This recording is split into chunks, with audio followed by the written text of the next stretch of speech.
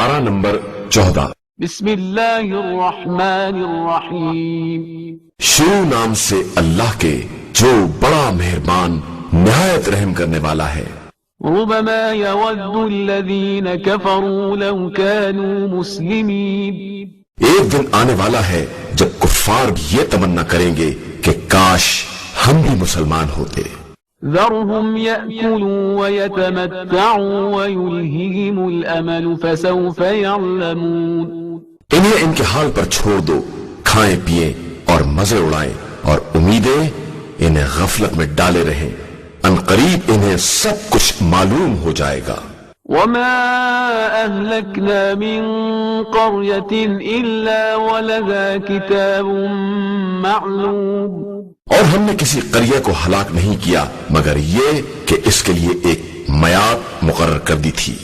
مختصر تفسیر، یہ ایک سوال کا جواب ہے کہ جب یہ لوگ اپنی گمراہی پر اڑے ہوئے ہیں اور راہ حق نہیں اختیار کرتے ہیں تو ان پر عذاب کیوں نہیں نازل ہو جاتا ہے؟ اس کا جواب یہ ہے کہ ہم نے ہر قریے پر عذاب کا ایک وقت معین کر دیا ہے، جب تک وہ وقت نہیں آ جاتا ہم انہیں چھوٹ دیتے رہتے ہیں، اس کے بعد پھر کسی طرح کی مہلت نہیں دی جاتی ہے۔ ما تسبق من أمة أجلها وما يستأخرون، کوئی امت نہ اپنے وقت سے آگے بڑھ سکتی ہے اور نہ پیچھے ہٹ سکتی ہے۔ وقالوا يا أيها الذي نزل عليه الذكر إنك لمجنون، اور ان لوگوں نے کہا کہ اے وہ شخص جس پر قرآن نازل ہوا ہے تو دیوانہ ہے۔ لو ما تأتينا بالملائكة إن كنت من الصادقين، اگر تو اپنے دعوے میں سچا ہے تو فرشتوں کو کیوں سامنے نہیں لاتا ہے؟ ما ننزل الملائكة إلا بالحق وما كانوا إذا منظرين، حالانکہ ہم فرشتوں کو حق کے فیصلے کے ساتھ ہی بھیجا کرتے ہیں اور اس کے بعد پھر کسی کو مہلت نہیں دی جاتی ہے۔ إنا نحن نزلنا الذكر وإنا له لحافظون، ہم نے ہی اس قرآن کو نازل کیا ہے اور ہم ہی اس کے حفاظت کرنے والے ہیں۔ مختصر تفسیر، یہ رب العالمین کی طرف سے عظمت قرآن کا اعلان ہے کہ اسے ہم نے ہی نازل کیا ہے اور اس میں کسی بندے کا ایک حرف یا ایک آیت کے برابر حصہ نہیں ہے، اور پھر ہم ہی اس کی حفاظت کرنے والے ہیں، اور اس میں باطل کی آمیزش یا اس کی تباہی و بربادی کا کوئی امکان نہیں ہے۔ یہ واضح اعلان ہے کہ قرآن میں کسی طرح کی تخفیف ممکن نہیں ہے، اور نہ اس میں کوئی آیت کم ہو سکتی ہے اور نہ زیادہ۔ اس کی ترتیب بھی وحی الہی کے مطابق ہے، اگرچہ تنزیل کے مطابق نہیں ہے کہ تنزیل حالات کے اعتبار سے ہوئی ہے اور ترتیب مقصد اور مضامین کے اعتبار سے ہوئی ہے۔ جس طرح کہ انسان مکان کی تعمیر کے سارے سامان مختلف اوقات میں جمع کرتا ہے اور اس کے بعد تعمیر عمارت کے سلیقے ہی سے کرتا ہے، خریداری کی ترتیب کے ساتھ نہیں۔ وَلَقَدْ أَرْسَلْنَا مِن قَبْلِكَ فِي شِيَعِ الْأَوَّلِينَ، اور ہم نے آپ صلی اللہ علیہ وآلہ وسلم سے پہلے بھی مختلف قوموں میں رسول بھیجے ہیں۔ وَمَا يَأْتِيهِم مِّن رَّسُولٍ إِلَّا كَانُوا بِهِ يَسْتَهْزِئُونَ، اور جب ان کے پاس رسول آتے ہیں تو یہ صرف ان کا مذاق اڑاتے ہیں۔ كَذَلِكَ نَسْلُكُهُ فِي قُلُوبِ الْمُجْرِمِينَ، اور ہم اسی طرح اس گمراہی کو مجرمین کے دل میں ڈال دیتے ہیں۔ لا يؤمنون به وقد خلت سنة الأولين، یہ کبھی ایمان نہ لائیں گے کہ ان سے پہلے والوں کا طریقہ بھی ایسا ہی رہ چکا ہے۔ ولو فتحنا عليهم بابا من السماء فظلوا فيه يعرجون، ہم اگر آسمان میں ان کے لیے کوئی دروازہ کھول دیں اور یہ لوگ دن دہاڑے اسی دروازے سے چڑھ جائیں، لقالوا إنما سكرت أبصارنا بل نحن قوم مسحورون، تو بھی کہیں گے کہ ہماری آنکھوں کو مدہوش کر دیا گیا ہے اور ہم پر جادو کر دیا گیا ہے۔ وَلَقَدْ جَعَلْنَا فِي السَّمَاءِ بُرُوجًا وَزَيَّنَّاهَا لِلنَّاظِرِينَ، اور ہم نے آسمان میں برج بنائے اور انہیں دیکھنے والوں کے لیے ستاروں سے آراستہ کر دیا. وَحَفِظْنَاهَا مِن كُلِّ شَيْطَانٍ رَجِيمٍ، اور ہر شیطان رجیم سے محفوظ بنا دیا. إِلَّا مَنِ اسْتَرَقَ السَّمْعَ فَأَتْبَعَهُ شِهَابٌ مُبِينٌ، مگر یہ کہ کوئی شیطان وہاں کی بات چرانا چاہے تو اس کے پیچھے پھینکتا ہوا شعلہ لگا دیا گیا ہے. مختصر تفسیر. اہل جاہلیت کا عقیدہ تھا کہ شیاطین آسمان سے ملائکہ کی باتیں سن کر کاہنوں کو بتا دیتے ہیں اور وہ انہی کے ذریعے غیب کی اطلاع دیا کرتے ہیں. قرآن مجید نے اس کی شدت سے تردید کر دی کہ شیاطین وہاں جانا بھی چاہیں تو شعلے ان کا پیچھا کر لیتے ہیں اور وہ کوئی آسمانی راز زمین تک نہیں لا سکتے ہیں. وَالْأَرْضَ مَدَدْنَاهَا وَأَلْقَيْنَا فِيهَا رَوَاسِيَ وَأَنبَتْنَا فِيهَا مِن كُلِّ شَيْءٍ مَّوْزُونٍ، اور ہم نے زمین کو پھیلا دیا ہے اور اس میں پہاڑوں کے لنگر ڈال دیے ہیں اور ہر چیز کو معینہ مقدار کے مطابق پیدا کیا ہے. وَجَعَلْنَا لَكُمْ فِيهَا مَعَايِشَ وَمَن لَّسْتُمْ لَهُ بِرَازِقِينَ، اور اس میں تمہارے لیے بھی اسباب معیشت قرار دیے ہیں اور ان کے لیے بھی جن کے تم رازق نہیں ہو. مختصر تفسیر. قدرت کے پاس ہر شے کا ذخیرہ موجود ہے. تمہیں تمہاری محنت و مشقت کے حساب ہی سے دیا جاتا ہے اور یہی تمہارے حق میں رزق کی تنزیل ہے، ورنہ اس کے خزانہ قدرت میں کسی شے کی کوئی کمی نہیں ہے. اس نے سب کا رزق پیدا کیا ہے اور تمہارا رازق بھی وہی ہے اور تمہارے حیوانات کا رازق بھی ہے. تم ان کے رازق نہیں ہو. اسی نے ہوائیں چلائی ہیں، اسی نے پانی برسایا ہے، اسی نے غلہ اگایا ہے، اسی نے پھل پیدا کیے ہیں. وہی اولین و آخرین کا جاننے والا ہے اور سب کا ایک جگہ پر جمع کرنے والا ہے. تمہیں اس کے معاملات میں دخل دینے کا کوئی حق نہیں ہے. بس محنت کرو اور اس کے خدا حاصل کرو.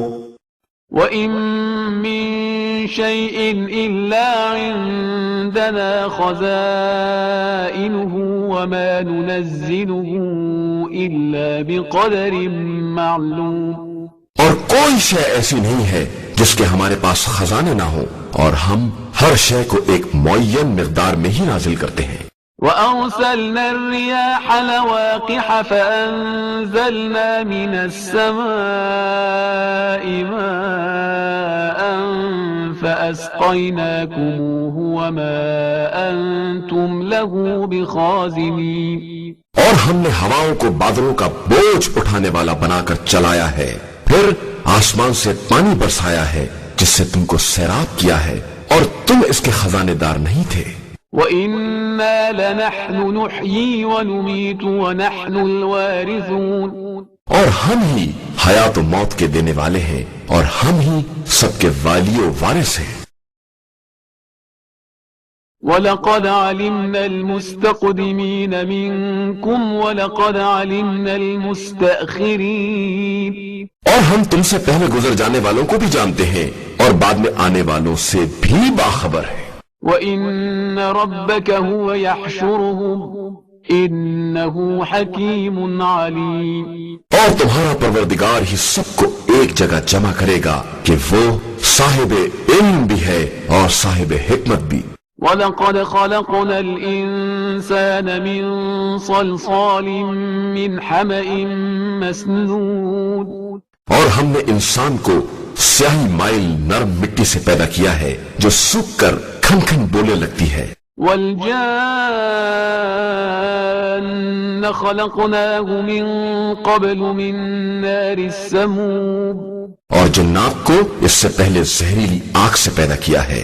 وَإِذْ قَالَ رَبُّكَ لِلْمَلَائِكَةِ إِنِّي خَالِقٌ بَشَرًا مِّن صَلْصَالٍ مِّنْ حَمَإٍ مَّسْنُونٍ، اور اس وقت کو یاد کرو جب تمہارے پروردگار نے मलाइका से कहा था कि मैं स्याही माइल नरम खनखनाती हुई मिट्टी से एक बशर पैदा करने वाला हूँ। فإذا سويته ونفخت فيه من روحي فقعوا له ساجدين फिर जब मुकम्मल कर लूं और इसमें अपनी रूह हयात फूंक दूं तो सब के सब सजदा में गिर पड़ना। فسجد الملائكة كلهم أجمعون तो तमाम मलाइका ने इज्तिमाई तौर पर सजदा कर लिया إلا إبليس أبى أن يكون مع الساجدين अलावा इब्लीस के कि वो सजदा गुजारों के साथ ना हो सका। قال يا إبليس ما لك ألا تكون مع الساجدين अल्लाह ने कहा कि ए इब्लीस तुझे क्या हो गया है कि तू सजदा गुजारों में शामिल ना हो सका। قال لم أكن لأسجد لبشر خلقته من صلصال من حمأ مسنون उसने कहा कि मैं ऐसे बशर को सजदा नहीं कर सकता जिसे तूने स्याही माइल खुश्क मिट्टी से पैदा किया है। मुख्तसर तफसीर। इब्लीस की माहियत और हकीकत के बारे में बहस एक गैर जरूरी मौजू है। इतना बहरहाल साबित है कि उसकी गुमराही का एक राज अंसरियत और मादियत का एक मसला था कि उसने आदम अलैहिस्सलाम की मानवियत और मंजिलत के बजाय उनकी मादी हैसियत पर निगाह की और उससे अपनी शैतानियत का एक जरिया बना लिया, जिसका मतलब यह है कि सिर्फ हड्डी और गोश्त पर निगाह रखने वालों को चाहिए कि मानवियत और निस्बत पर तवज्जो दें और कौमी और उनसरी तसव्वुरात से जहन को बालातर बनाए रखें ताकि शैतानियत से महफूज रहें। قال فاخرج منها فإنك رجيم इरशाद हुआ कि तू यहाँ से निकल जा कि तू मरदूद है وإن عليك اللعنة إلى يوم الدين और तुझ पर कयामत के दिन तक लानत है। قال رب فأنظرني إلى يوم يبعثون उसने कहा कि परवरदिगार मुझे रोजे हश्र तक की मोहलत दे दे। قال فإنك من المنظرين जवाब मिला तुझे मोहलत दे दी गई है إلى يوم الوقت المعلوم एक मालूम और मुअय्यन वक्त के लिए। قال رب بما أغويتني لأزينن لهم في الأرض ولأغوينهم أجمعين उसने कहा कि परवरदिगार जिस तरह तूने मुझे गुमराह किया है मैं इन बंदों के लिए जमीन में साजो सामान आरास्ता करूंगा और सबको इकट्ठा गुमराह करूंगा إلا عبادك منهم المخلصين अलावा तेरे इन बंदों के जिन्हें तूने खालिस बना लिया है। قال هذا صراط علي مستقيم इरशाद हुआ कि यही मेरा सीधा रास्ता है। إن عبادي ليس لك عليهم سلطان إلا من اتبعك من الغاوين मेरे बंदों पर तेरा कोई इख्तियार नहीं है अलावा इनके जो गुमराहों में से तेरी पैरवी करने लगे। وإن جهنم لموعدهم أجمعين और जहन्नुम ऐसे तमाम लोगों के लिए आखिरी वादागाह है। لها 7 أبواب لكل باب منهم جزء مقسوم इसके 7 दरवाजे हैं और हर दरवाजे के लिए एक हिस्सा तकसीम कर दिया गया है। मुख्तसर तफसीर।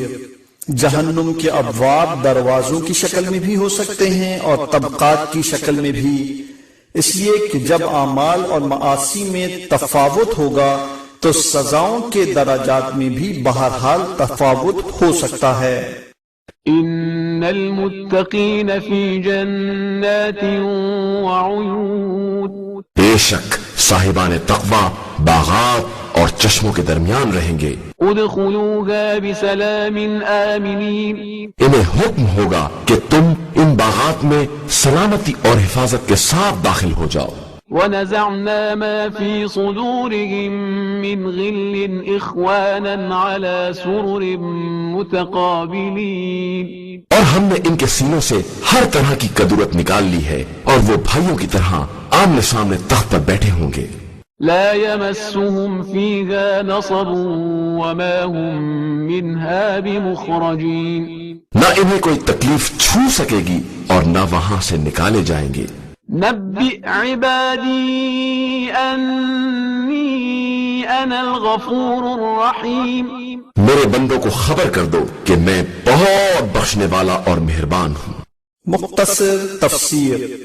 شیطان کے انجام اور صاحبان ایمان کے درجات کا ذکر کرنے کے بعد پروردگار دو عالم نے اپنے بندوں کو اس خاص نقطے کی طرف متوجہ کیا ہے کہ نہ رحمت سے مایوس ہو جائیں اور نہ عذاب کی طرف سے بالکل مطمئن ہو جائیں، بلکہ خوف و رجا کے درمیان زندگی گزاریں کہ اس کی رحمت بے پناہ ہے اور اس کا عذاب انتہائی سخت اور دردناک ہے۔ وَأَنَّ عَذَابِي هُوَ الْعَذَابُ الْأَلِيمُ، اور میرا عذاب بھی بڑا دردناک عذاب ہے۔ وَنَبِّئْهُمْ عَنْ ضَيْفِ إِبْرَاهِيمَ، اور انہیں ابراہیم کے مہمانوں کے بارے میں اطلاع دو۔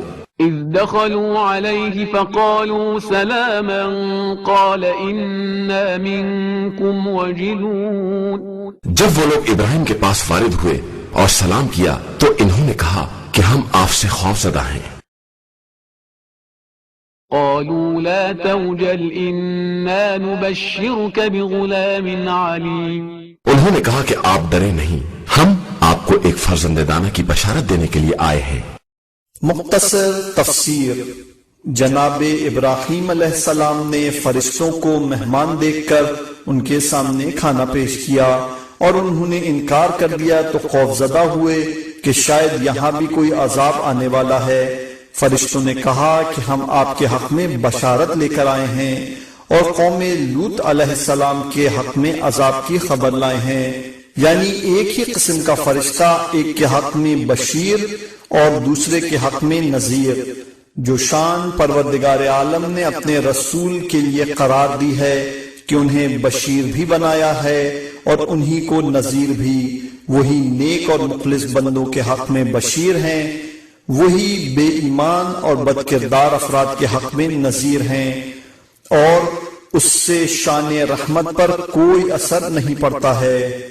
قال أبشرتموني على أن مسني الكبر فبم تبشرون، ابراہیم نے کہا کہ اب جب کہ بڑھاپا چھا گیا ہے تو مجھے کس چیز کی بشارت دے رہے ہو؟ قالوا بشرناك بالحق فلا تكن من القانطين، انہوں نے کہا کہ ہم آپ کو بالکل سچی بشارت دے رہے ہیں، خبردار آپ مایوسوں میں سے نہ ہو جائیں۔ قال ومن يقنط من رحمة ربه إلا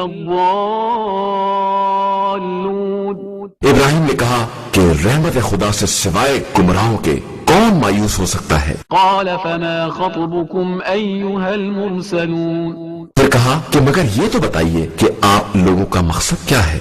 قالوا إنا أرسلنا إلى قوم مجرمين، انہوں نے کہا کہ ہم ایک مجرم قوم کی طرف بھیجے گئے ہیں، إلا آل لوط إنا لمنجوهم أجمعين، علاوہ لوط کے گھر والوں کے کہ ان میں کے ہر ایک کو نجات دینے والے ہیں، إلا امرأته قدرنا إنها لمن الغابرين، علاوہ ان کی بیوی کے کہ اس کے لیے ہم نے طے کر دیا ہے کہ وہ عذاب میں رہ جانے والوں میں سے ہوگی۔ فلما جاء آل لوط المرسلون، پھر جب فرشتے آل لوط کے پاس آئے قال إنكم قوم منكرون، اور لوط نے کہا کہ تم تو اجنبی قسم کے لوگ معلوم ہوتے ہو۔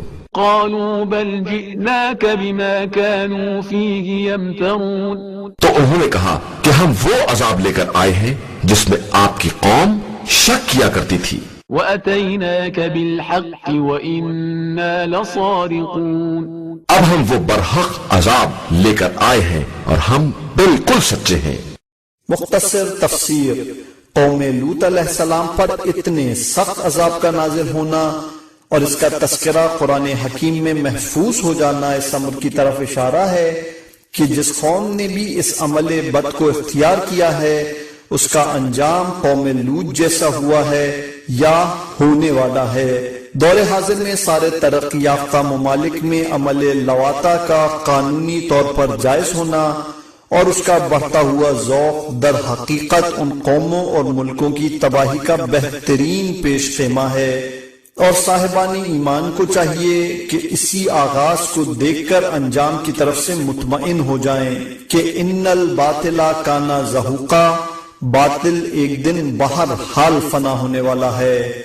فأسر بأهلك بقطع من الليل واتبع أدبارهم ولا يلتفت منكم أحد وامضوا حيث تؤمرون۔ آپ رات رہے اپنے اہل کو لے کر نکل جائیں اور خود پیچھے پیچھے سب کی نگرانی کرتے چلیں، اور کوئی پیچھے کی طرف موڑ کر بھی نہ دیکھے، اور جدھر کا حکم دیا گیا ہے سب ادھر ہی چلے جائیں۔ وقضينا إليه ذلك الأمر أن دابر هؤلاء مقطوع مصبحين۔ اور ہم نے اس امر کا فیصلہ کر لیا ہے کہ صبح ہوتے ہوتے اس قوم کی جڑیں تک کاٹ دی جائیں گی۔ وجاء أهل المدينة يستبشرون۔ اور ادھر شہر والے نئے مہمانوں کو دیکھ کر خوشیاں مناتے ہوئے آ گئے۔ قال إن هؤلاء ضيفي فلا تفضحون۔ لوط نے کہا کہ یہ ہمارے مہمان ہیں، خبردار ہمیں بدنام نہ کرنا، واتقوا الله ولا تخزون۔ اور اللہ سے ڈرو اور رسوائی کا سامان نہ کرو۔ قالوا اولم ننهك عن العالمين۔ ان لوگوں نے کہا کہ کیا ہم نے آپ کو سب کے آنے سے منع نہیں کر دیا تھا؟ قال هؤلاء بناتي إن كنتم فاعلين۔ لوط نے کہا کہ یہ ہماری قوم کی لڑکیاں حاضر ہیں اگر تم ایسا ہی کرنا چاہتے ہو۔ لعمرك إنهم لفي سكرتهم يعمهون۔ آپ کی جان کی قسم یہ لوگ گمراہی کے نشے میں اندھے ہو رہے ہیں۔ فأخذتهم الصيحة مشرقين۔ نتیجہ یہ ہوا کہ صبح ہوتے ہی انہیں ایک چیخ نے اپنی گرفت میں لے لیا۔ فجعلنا عاليها سافلها وأمطرنا عليهم حجارة من سجيل۔ پھر ہم نے انہیں تہو بالا کر دیا اور ان کے اوپر کھڑنجے اور پتھروں کی بارش کر دی۔ إن في ذلك لآيات للمتوسمين۔ ان باتوں میں صاحبان ہوش کے لیے بڑی نشانیاں پائی جاتی ہیں، وإنها لبسبيل مقيم۔ اور یہ بستی ایک مستقل چلنے والے راستے پر ہے۔ مختصر تفسیر۔ اس نقطے کی نشاندہی اس بات کی طرف اشارہ ہے کہ ہم نے جن قوموں پر عذاب نازل کیا ہے ان کی بستیاں آج بھی سر راہ ہیں کہ جو انسان عبرت حاصل کرنا چاہے وہ خود جا کر مشاہدہ کر کے عبرت حاصل کر سکتا ہے۔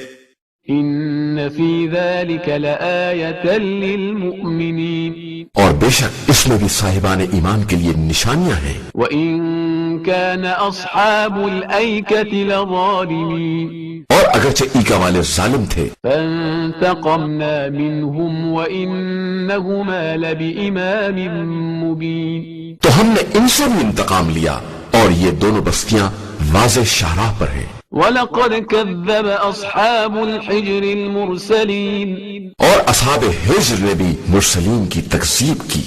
مختصر تفسیر۔ اصحاب حجر نے صرف جناب صالح علیہ السلام کی تکذیب کی تھی، لیکن قرآن نے جمع کا لفظ استعمال کیا ہے تاکہ یہ واضح ہو جائے کہ ایک پیغمبر کی تکذیب دراصل سارے پیغمبروں کی تکذیب ہے کہ سب کا خدا ایک ہے اور سب اسی کا پیغام لے کر آئے ہیں۔ وَآتَيْنَاهُمْ آيَاتِنَا فَكَانُوا عَنْهَا مُعْرِضِينَ۔ اور ہم نے انہیں بھی اپنی نشانیاں دیں تو وہ اعراض کرنے والے ہی رہ گئے۔ وَكَانُوا يَنْحِتُونَ مِنَ الْجِبَالِ بُيُوتًا آمِنِينَ۔ اور یہ لوگ پہاڑ کو تراش کر محفوظ قسم کے مکانات بناتے تھے۔ فأخذتهم الصيحة مصبحين۔ تو انہیں بھی صبح سویرے ہی ایک چنگھاڑ نے پکڑ لیا۔ فما أغنى عنهم ما كانوا يكسبون۔ تو انہوں نے جس قدر بھی حاصل کیا تھا کچھ کام نہ آیا۔ وما خلقنا السماوات والأرض وما بينهما إلا بالحق وَإِنَّ السَّاعَةَ لَآتِيَةٌ فَاصْفَحِ الصَّفْحَ الْجَمِيلَ، اور ہم نے آسمان و زمین اور ان کے درمیان جو کچھ بھی ہے سب کو برحق پیدا کیا ہے، اور قیامت بہرحال آنے والی ہے، لہذا آپ صلی اللہ علیہ وآلہ وسلم ان سے خوبصورتی کے ساتھ درگزر کریں۔ إِنَّ رَبَّكَ هُوَ الْخَلَّاقُ الْعَلِيمُ، بے شک آپ صلی اللہ علیہ وآلہ وسلم کا پروردگار سب کا پیدا کرنے والا اور سب کا جاننے والا ہے۔ وَلَقَدْ آتَيْنَاكَ سَبْعًا مِنَ الْمَثَانِي وَالْقُرْآنَ الْعَظِيمَ، اور ہم نے آپ صلی اللہ علیہ وآلہ وسلم کو 7 مثانی اور قرآن عظیم عطا کیا ہے۔ مختصر تفسیر۔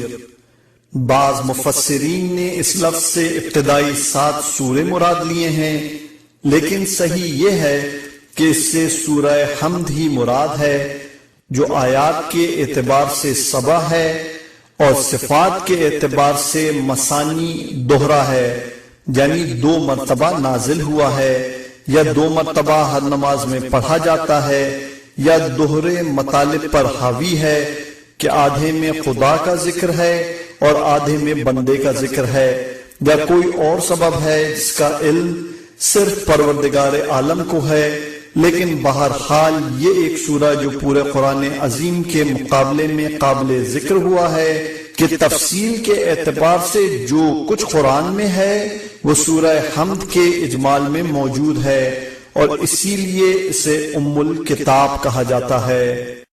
لا تمدن عينيك إلى ما متعنا به أزواجا منهم ولا تحزن عليهم واخفض جناحك للمؤمنين، لہذا آپ صلی اللہ علیہ وآلہ وسلم ان کفار میں بعض افراد کو ہم نے جو کچھ نعمات دنیا عطا کر دی ہیں ان کی طرف نگاہ اٹھا کر بھی نہ دیکھیں، اور اس کے بارے میں ہرگز رنجیدہ بھی نہ ہو، بس آپ صلی اللہ علیہ وآلہ وسلم اپنے شانوں کو صاحبان ایمان کے لیے جھکائے رکھیں۔ وَقُلْ إِنِّي أَنَا النَّذِيرُ الْمُبِينُ، اور یہ کہہ دیں کہ میں تو بہت واضح انداز سے ڈرانے والا ہوں، كَمَا أَنزَلْنَا عَلَى الْمُقْتَسِمِينَ، جس طرح کہ ہم نے ان لوگوں پر عذاب نازل کیا جو کتاب خدا کا حصہ بانٹ کرنے والے تھے، الَّذِينَ جَعَلُوا الْقُرْآنَ عِضِينَ، جن لوگوں نے قرآن کو ٹکڑے ٹکڑے کر دیا۔ مختصر تفسیر۔ کفار نے قرآن کے ٹکڑے ٹکڑے کر دیے، یعنی بعض حصوں پر ایمان لانے کے لیے تیار ہو گئے اور بعض کا صاف انکار کر دیا، تو پیغمبر اکرم صلی اللہ علیہ وآلہ وسلم نے اس صورتحال پر بہرحال افسوس کیا کہ لوگ بلا سبب تباہ اور گمراہ ہوئے جا رہے ہیں۔ رب کریم نے تسلی دی کہ آپ ان کی فکر نہ کریں، یا اپنے رب کی تسبیح و تمجید و عبادت کرتے ہیں کہ عبادت ہی سکون نفس کا بہترین ذریعہ ہے، اور عبادات سے بہتر تسکین قلب کا کوئی سامان نہیں ہے۔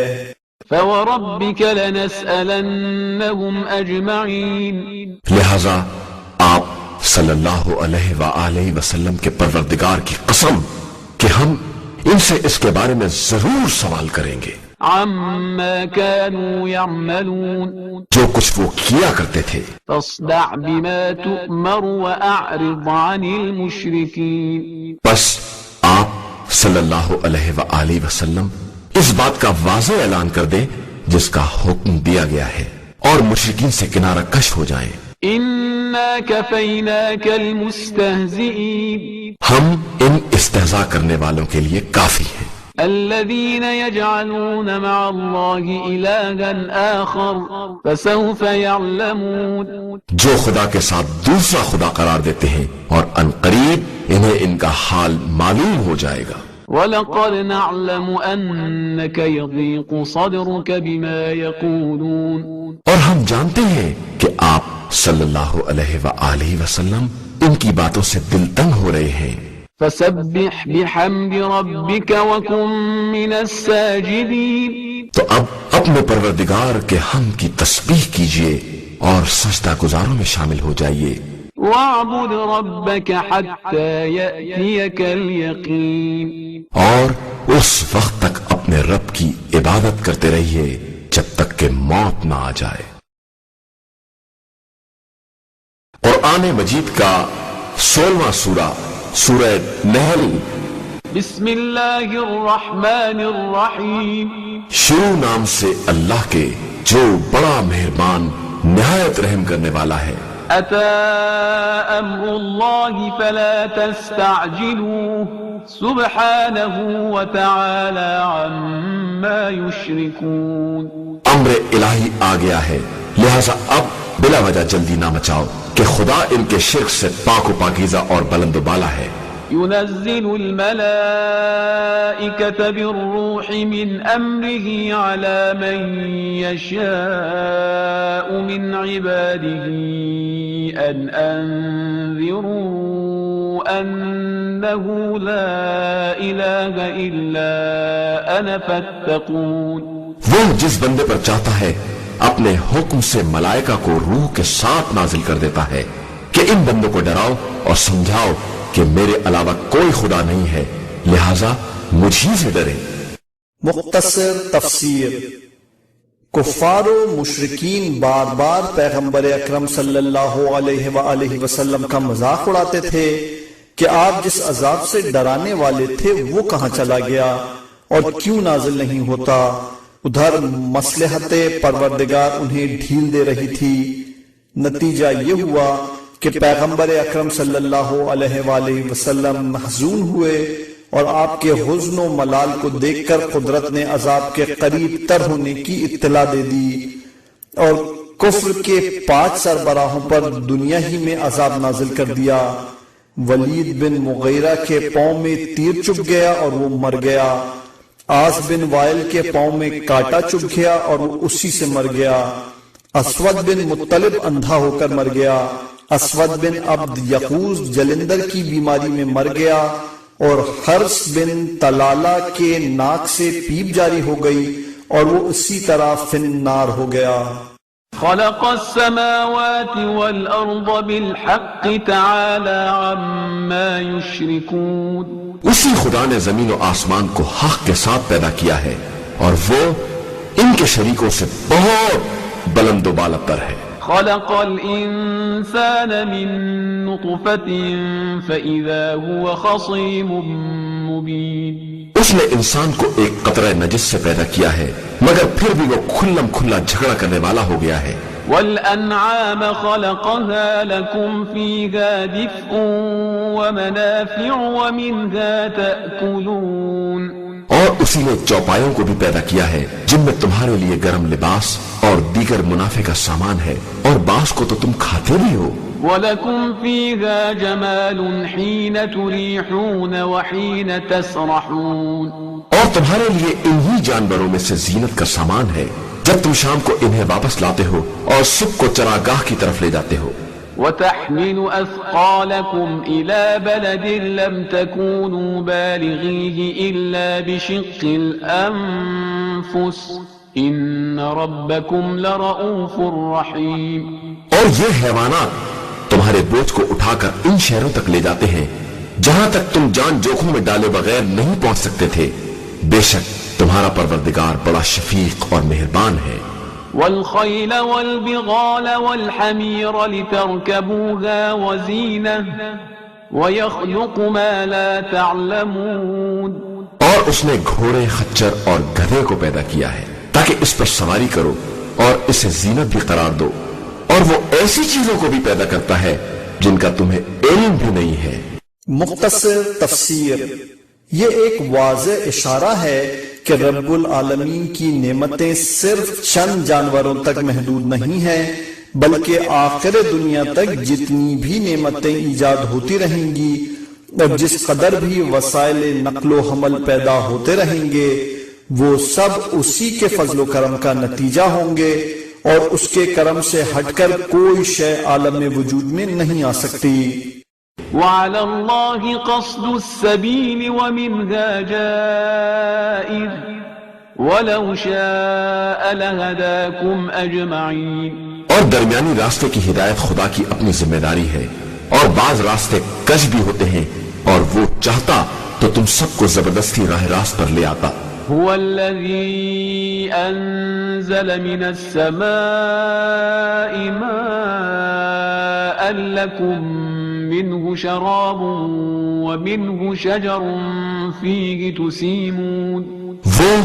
وہی خدا ہے جس نے آسمان سے پانی نازل کیا ہے، جس کا ایک حصہ پینے والا ہے اور ایک حصے سے طرف پیدا ہوتے ہیں جن سے تم جانوروں کو چراتے ہو. ينبت لكم به الزرع والزيتون والنخيل والأعناب ومن كل الثمرات إن في ذلك لآية لقوم يتفكرون. وہ تمہارے لیے زراعت، زیتون، خرمے، انگور اور تمام پھل اسی پانی سے پیدا کرتا ہے. اس امر میں بھی صاحبان فکر کے لیے اس کی قدرت کی نشانیاں پائی جاتی ہیں. وسخر لكم الليل والنهار والشمس والقمر والنجوم مسخرات بأمره إن في ذلك لآيات لقوم يعقلون. اور اسی نے تمہارے لیے رات دن اور آفتاب و مہتاب سب کو مسخر کر دیا ہے، اور ستارے بھی اسی کے حکم کے تابع ہیں. بے شک اس میں بھی صاحبان عقل کے لیے قدرت کی بہت سی نشانیاں پائی جاتی ہیں. مختصر تفسیر. رات و دن کے ساتھ آفتاب و مہتاب کا تذکرہ اشارہ ہے کہ رات کا وجود مہتاب کے بغیر بھی ہو سکتا ہے، اور آفتاب کے برکات میں سے ایک برکت دن کا وجود ہے، ورنہ دن کے علاوہ بھی اس کے بے شمار فائدے ہیں جو اس کی تسخیر کے نتیجے میں حاصل ہوتے ہیں، ورنہ صرف دن ہی ہوتا اور دیگر برکات و خیرات نہ ہوتے. وما ذرأ لكم في الأرض مختلفا ألوانه إن في ذلك لآية لقوم يذكرون. اور جو کچھ تمہارے لیے اس زمین کے اندر مختلف رنگوں میں پیدا کیا ہے، اس میں بھی عبرت حاصل کرنے والی قوم کے لیے اس کی نشانیاں پائی جاتی ہیں. مختصر تفسیر. بلاغت کی دنیا میں یہ نقطہ قابل توجہ ہے کہ رب العالمین نے نباتات کو صاحبان فکر کے لیے نشانی قرار دیا ہے، اور کائنات سماوی کو صاحبان عقل کے لیے آیت بنایا ہے، اور اس کے بعد زمین کے اندر کے ذخائر کو صاحبان ذکر و فکر و دعوت و نصیحت کے لیے علامت قرار دے دیا. اے کاش کوئی ان نکات پر سنجیدگی سے غور کر کے ان کے دقائق و حقائق کو دریافت کر سکتا اور دوسرے افراد کو ان سے فیضیاب کر سکتا. وهو الذي سخر البحر لتأكلوا منه لحما طريا وتستخرجوا منه حلية تلبسونها وترى الفلك مواخر فيه ولتبتغوا من فضله ولعلكم تشكرون. اور وہی وہ ہے جس نے سمندروں کو مسخر کر دیا ہے تاکہ تم اس میں سے تازہ گوشت کھا سکو اور پہننے کے لیے زینت کا سامان نکال سکو.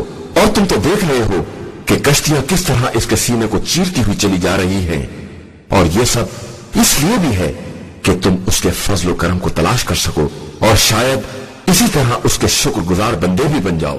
وَأَلْقَى فِي الْأَرْضِ رَوَاسِيَ أَن تَمِيدَ بِكُمْ وَأَنْهَارًا وَسُبُلًا لَعَلَّكُمْ تَهْتَدُونَ. اور اس نے زمین میں پہاڑوں کے لنگر ڈال دیے تاکہ تمہیں لے کر اپنی جگہ سے ہٹ نہ جائے، اور نہریں اور راستے بنا دیے تاکہ منزل سفر میں ہدایت پا سکو. مختصر تفسیر. انسان غور کرے تو پروردگار عالم نے ہر ذرہ کائنات میں اپنے فضل و کرم اور احسانات کا ایک خزانہ بند کر دیا ہے. پہلے زمین، پھر زمین کا پانی پر قیام، پھر حرکت کو روکنے کے لیے پہاڑ، پھر چلنے کے لیے پہاڑ میں راستے، پھر راستوں میں نہریں، پھر نہروں اور راستوں میں علامتیں، پھر آسمان پر شناخت راہ کے ستارے، اور پھر اس کے علاوہ بے شمار اور مخلوقات جن سے اندازہ ہوتا ہے کہ وہ قادر مطلق بھی ہے اور ارحم الراحمین بھی۔ حیرت ان لوگوں کی عقل پر ہے جو ایسے قادر مطلق کے مقابلے میں ان بے جان بتوں کو لے آتے ہیں جو نہ اپنے کام آ سکتے ہیں اور نہ اپنے ماننے والوں اور چاہنے والوں کو۔ بے شک انتہائی حسین اور بلیغ بات کہی جا رہی ہے۔ اس مفسر نے جس نے یہ جملہ درج کیا ہے کہ عقل بشری کے انحطاط کا آخری درجہ یہ ہے کہ انسان اشرف المخلوقات اور عالم علو خالق کا مقابلہ ان سر راہ افتادہ پتھروں سے کرے جن پر نجس العین کتے بھی پیشاب کر دیتے ہیں۔ وعلامات وبالنجم هم يهتدون، اور علامات معین کر دی اور لوگ ستاروں سے بھی راستے دریافت کر لیتے ہیں۔ أفمن يخلق كمن لا يخلق أفلا تذكرون، کیا ایسا پیدا کرنے والا ان جیسا ہو سکتا ہے جو کچھ نہیں پیدا کر سکتے؟ آخر تمہیں ہوش کیوں نہیں آ رہا ہے؟ وَإِن تَعُدُّوا نِعْمَةَ اللَّهِ لَا تُحْصُوهَا إِنَّ اللَّهَ لَغَفُورٌ رَحِيمٌ، اور تم اللہ کی نعمتوں کو شمار بھی کرنا چاہو تو نہیں کر سکتے ہو، بے شک اللہ بڑا مہربان اور بخشنے والا ہے۔ وَاللَّهُ يَعْلَمُ مَا تُسِرُّونَ وَمَا تُعْلِنُونَ، اور اللہ ہی تمہارے باطن و ظاہر دونوں سے باخبر ہے۔ وَالَّذِينَ يَدْعُونَ مِن دُونِ اللَّهِ لَا يَخْلُقُونَ شَيْئًا وَهُمْ يُخْلَقُونَ، اور اس کے علاوہ جنہیں یہ مشرکین پکارتے ہیں وہ خود ہی مخلوق ہیں اور وہ کسی چیز کو خلق نہیں کر سکتے ہیں۔ أَمْوَاتٌ غَيْرُ أَحْيَاءٍ وَمَا يَشْعُرُونَ أَيَّانَ يُبْعَثُونَ، وہ تو مردہ ہیں، ان میں زندگی بھی نہیں ہے اور نہ انہیں یہ خبر ہے کہ مردے کب اٹھائے جائیں گے۔ إِلَٰهُكُمْ إِلَٰهٌ وَاحِدٌ فَالَّذِينَ لَا يُؤْمِنُونَ بِالْآخِرَةِ قُلُوبُهُم مُنكِرَةٌ وَهُم مُسْتَكْبِرُونَ، تمہارا خدا صرف ایک ہے اور جو لوگ آخرت پر ایمان نہیں رکھتے ہیں ان کے دل منکر قسم کے ہیں اور وہ خود مغرور و متکبر ہیں۔ لا جرم أن الله يعلم ما يسرون وما يعلنون إنه لا يحب المستكبرين، یقیناً اللہ ان تمام باتوں کو جانتا ہے جنہیں یہ چھپاتے ہیں یا جن کا اظہار کرتے ہیں، وہ مستکبرین کو ہرگز پسند نہیں کرتا ہے۔ وَإِذَا قِيلَ لَهُم مَاذَا أَنزَلَ رَبُّكُمْ قَالُوا أَسَاطِيرُ الْأَوَّلِينَ، اور جب ان سے پوچھا جاتا ہے کہ تمہارے پروردگار نے کیا کیا نازل کیا ہے تو کہتے ہیں کہ یہ سب پچھلے لوگوں کے افسانے ہیں۔ لِيَحْمِلُوا أَوْزَارَهُمْ كَامِلَةً يَوْمَ الْقِيَامَةِ وَمِنْ أَوْزَارِ الَّذِينَ يُضِلُّونَهُمْ بِغَيْرِ عِلْمٍ أَلَا سَاءَ مَا يَزِرُونَ، تاکہ یہ مکمل طور پر اپنا بھی بوجھ اٹھائیں اور اپنے ان مریدوں کا بھی بوجھ اٹھائیں جنہیں بلا علم فہم کے گمراہ کرتے رہے ہیں، بے شک یہ بڑا بدترین بوجھ اٹھانے والے ہیں۔ قد مكر الذين من قبلهم فأتى الله بنيانهم من القواعد فخر عليهم السقف من فوقهم وأتاهم العذاب من حيث لا يشعرون، یقیناً ان سے پہلے والوں نے بھی مکاریاں کی تھیں تو عذاب الہی ان کی تعمیرات تک آیا اور اسے جڑ سے اکھاڑ پھینک دیا اور ان کے سروں پر چھت گر پڑی اور عذاب ایسے انداز سے آیا کہ انہیں شعور بھی نہ پیدا ہو سکا۔ ثم يوم القيامة يخزيهم ويقول أين شركائي الذين كنتم تشاقون فيهم قال الذين أوتوا العلم إن الخزي اليوم والسوء على الكافرين، اس کے بعد وہ روز قیامت انہیں رسوا کرے گا اور پوچھے گا کہ کہاں ہیں وہ میرے شریک جن کے بارے میں تم جھگڑا کیا کرتے تھے۔ اس وقت صاحبان علم کہیں گے کہ آج رسوائی اور برائی ان کافروں کے لیے ثابت ہو۔ الذين تتوفاهم الملائكة ظالمي أنفسهم فألقوا السلم ما كنا نعمل من سوء